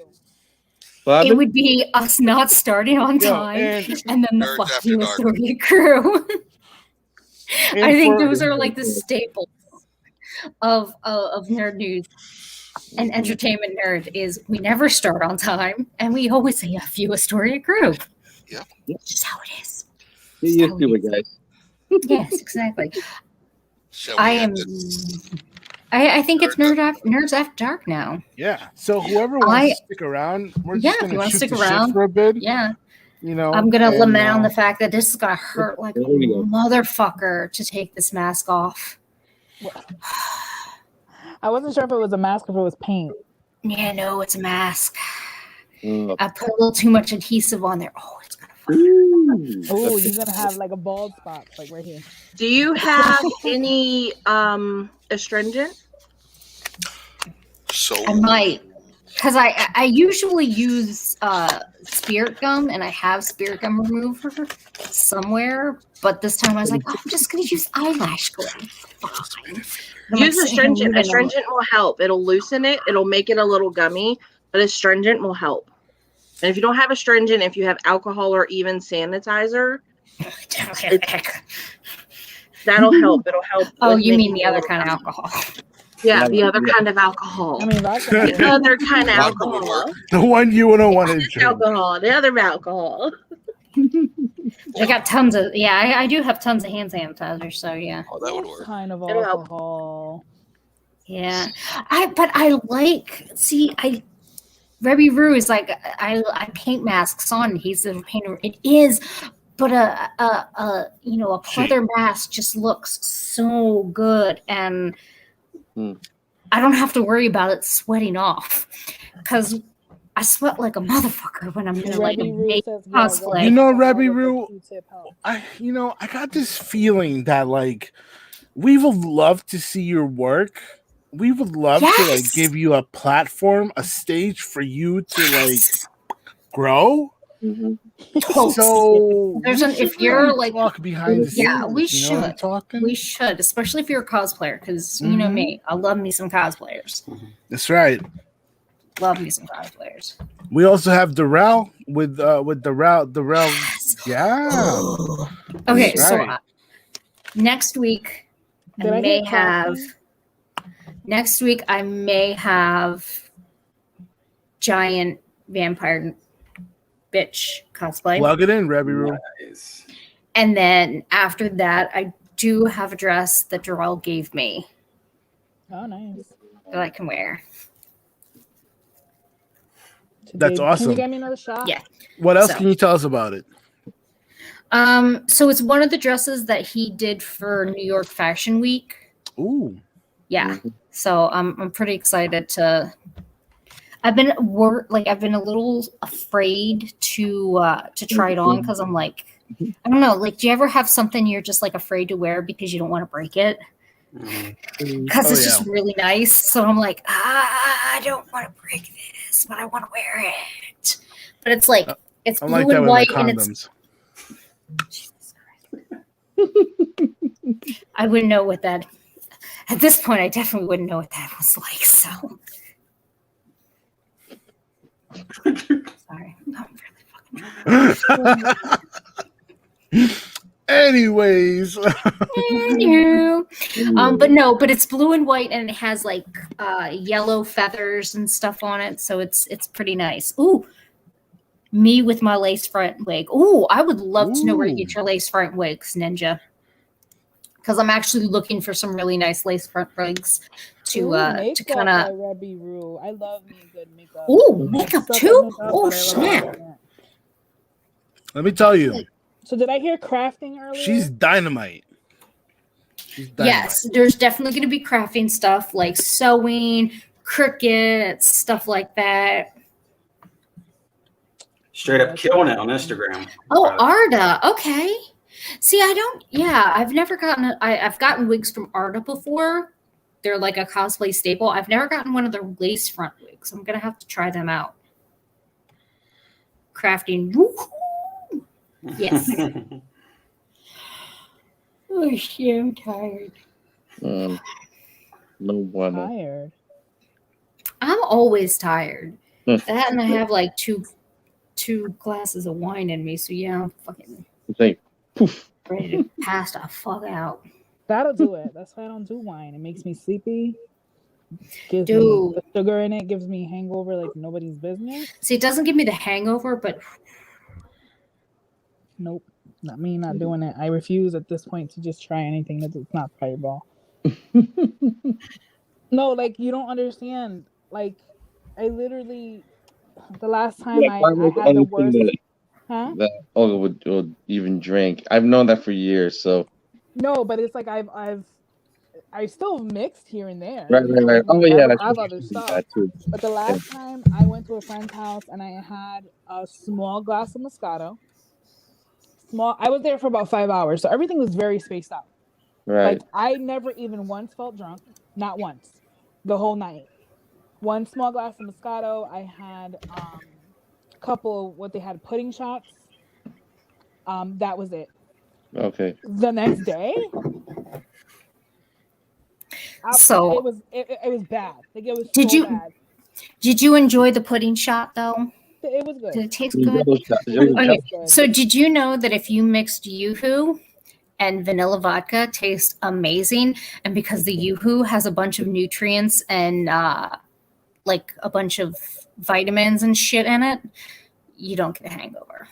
Yeah, at this point, I don't trust anything that's not Fireball. Like, I'm sorry, I can't do it. Like, I can't. Coming from me, because I drank a lot of that one New Year's, I was like, I felt bad because I came home and I passed it on the couch, like to the point where like my feet were hanging off the side of the couch. Yo. Helps put a blanket over me, just let me sleep on there, but my feet, and I'm short. I want to get drunk with Shawna and Travis. Like that sounds like a fun time. Travis doesn't get drunk. I will get mainly now because it doesn't take a whole lot to get me drunk. He doesn't get white girl wasted. You get white girl wasted. I only get white girl wasted now because it only takes like 2 drinks to get me wasted. I know. I have a friend. I get white girl wasted. So I get like, she's so proud of it. Yeah. I can't wait. I'm a cheap date. I love it. Dude, fucking Happy Meal and 2 glasses of wine. Yeah, dude. Fucking Happy Meal and 2 glasses of wine. Dude, the last time, all right, we're gonna go back in time, right? The last time it was like 2011, maybe 10, maybe, and I went out to a party, okay, and on the way back, there's a McDonald's between me and home, and I'm like, yo, I was like, I gotta stop and get some food. I was like, I gotta wake up a little bit. It's probably like 1, 2 in the morning, maybe. I grab some McDonald's. On Park Street be hitting the yo, and here comes like 3 cheeseburgers, like 3 fries. Oh Lord! And I woke up with like puke next to me, bro. And I was like, "Oh, what the fuck is this? Who did this?" No, it was me. And that's the last time. That was the last time I ever like drank like that, bro. So my ex. And I say this because I think it's hysterical. He drank an entire bottle of Maker's Mark. Ooh. And he passed out like half on the bed and half not on the bed. And then he wound up throwing up. So I had to like clean everything up. And so I slept on like the couch. You're so nice. Because I wouldn't. And I'd be like, this motherfucker. This motherfucker gets up and he goes, "Oh, are you okay? Did you throw up last night?" Whoa. Wow. That's what you get. That's what you get. See? But you know what happened? This is why he's my ex. That's because you cleaned that shit up. I wouldn't have cleaned that shit up. I'd have woke his ass up. Ask Ernie. He'll tell you. What? He's had moments where he's thrown up in the bed, and I clean that shit. Wake up. Because I'm not doing clean it. Yo. Right? Yo. No, man. Like, you're hardcore. Ask, talking about throwing up in the bed. I've never thrown up in the bed. Ask who does that? G and Ernie, apparently. Ask. It was apparently. Bad. Like, I threw up and I turned around and went back to bed. Like, it was gross. About the night that shall not. Go ahead, E. Sorry. Ask Long about the night that shall not be ever mentioned. Oh, game night. Oh, game night. Now I want to know. I'm not saying anything. No. That's not to be game night. No, there was an epic game night. I think I told you about it, babe. When I got fucked up really bad. Night that you fucking had to push me into the door of my house. Oh. Yo, For the night of her quinceanera? Oh, is she talking about me? Because she'd be totally right. No, back in the bed. I was ready to go to bed. I was like, Wait, she must be talking about me because Long wasn't there. Wait, was it me and Lund? It was you, Lund, and Terry. Oh, at your old place.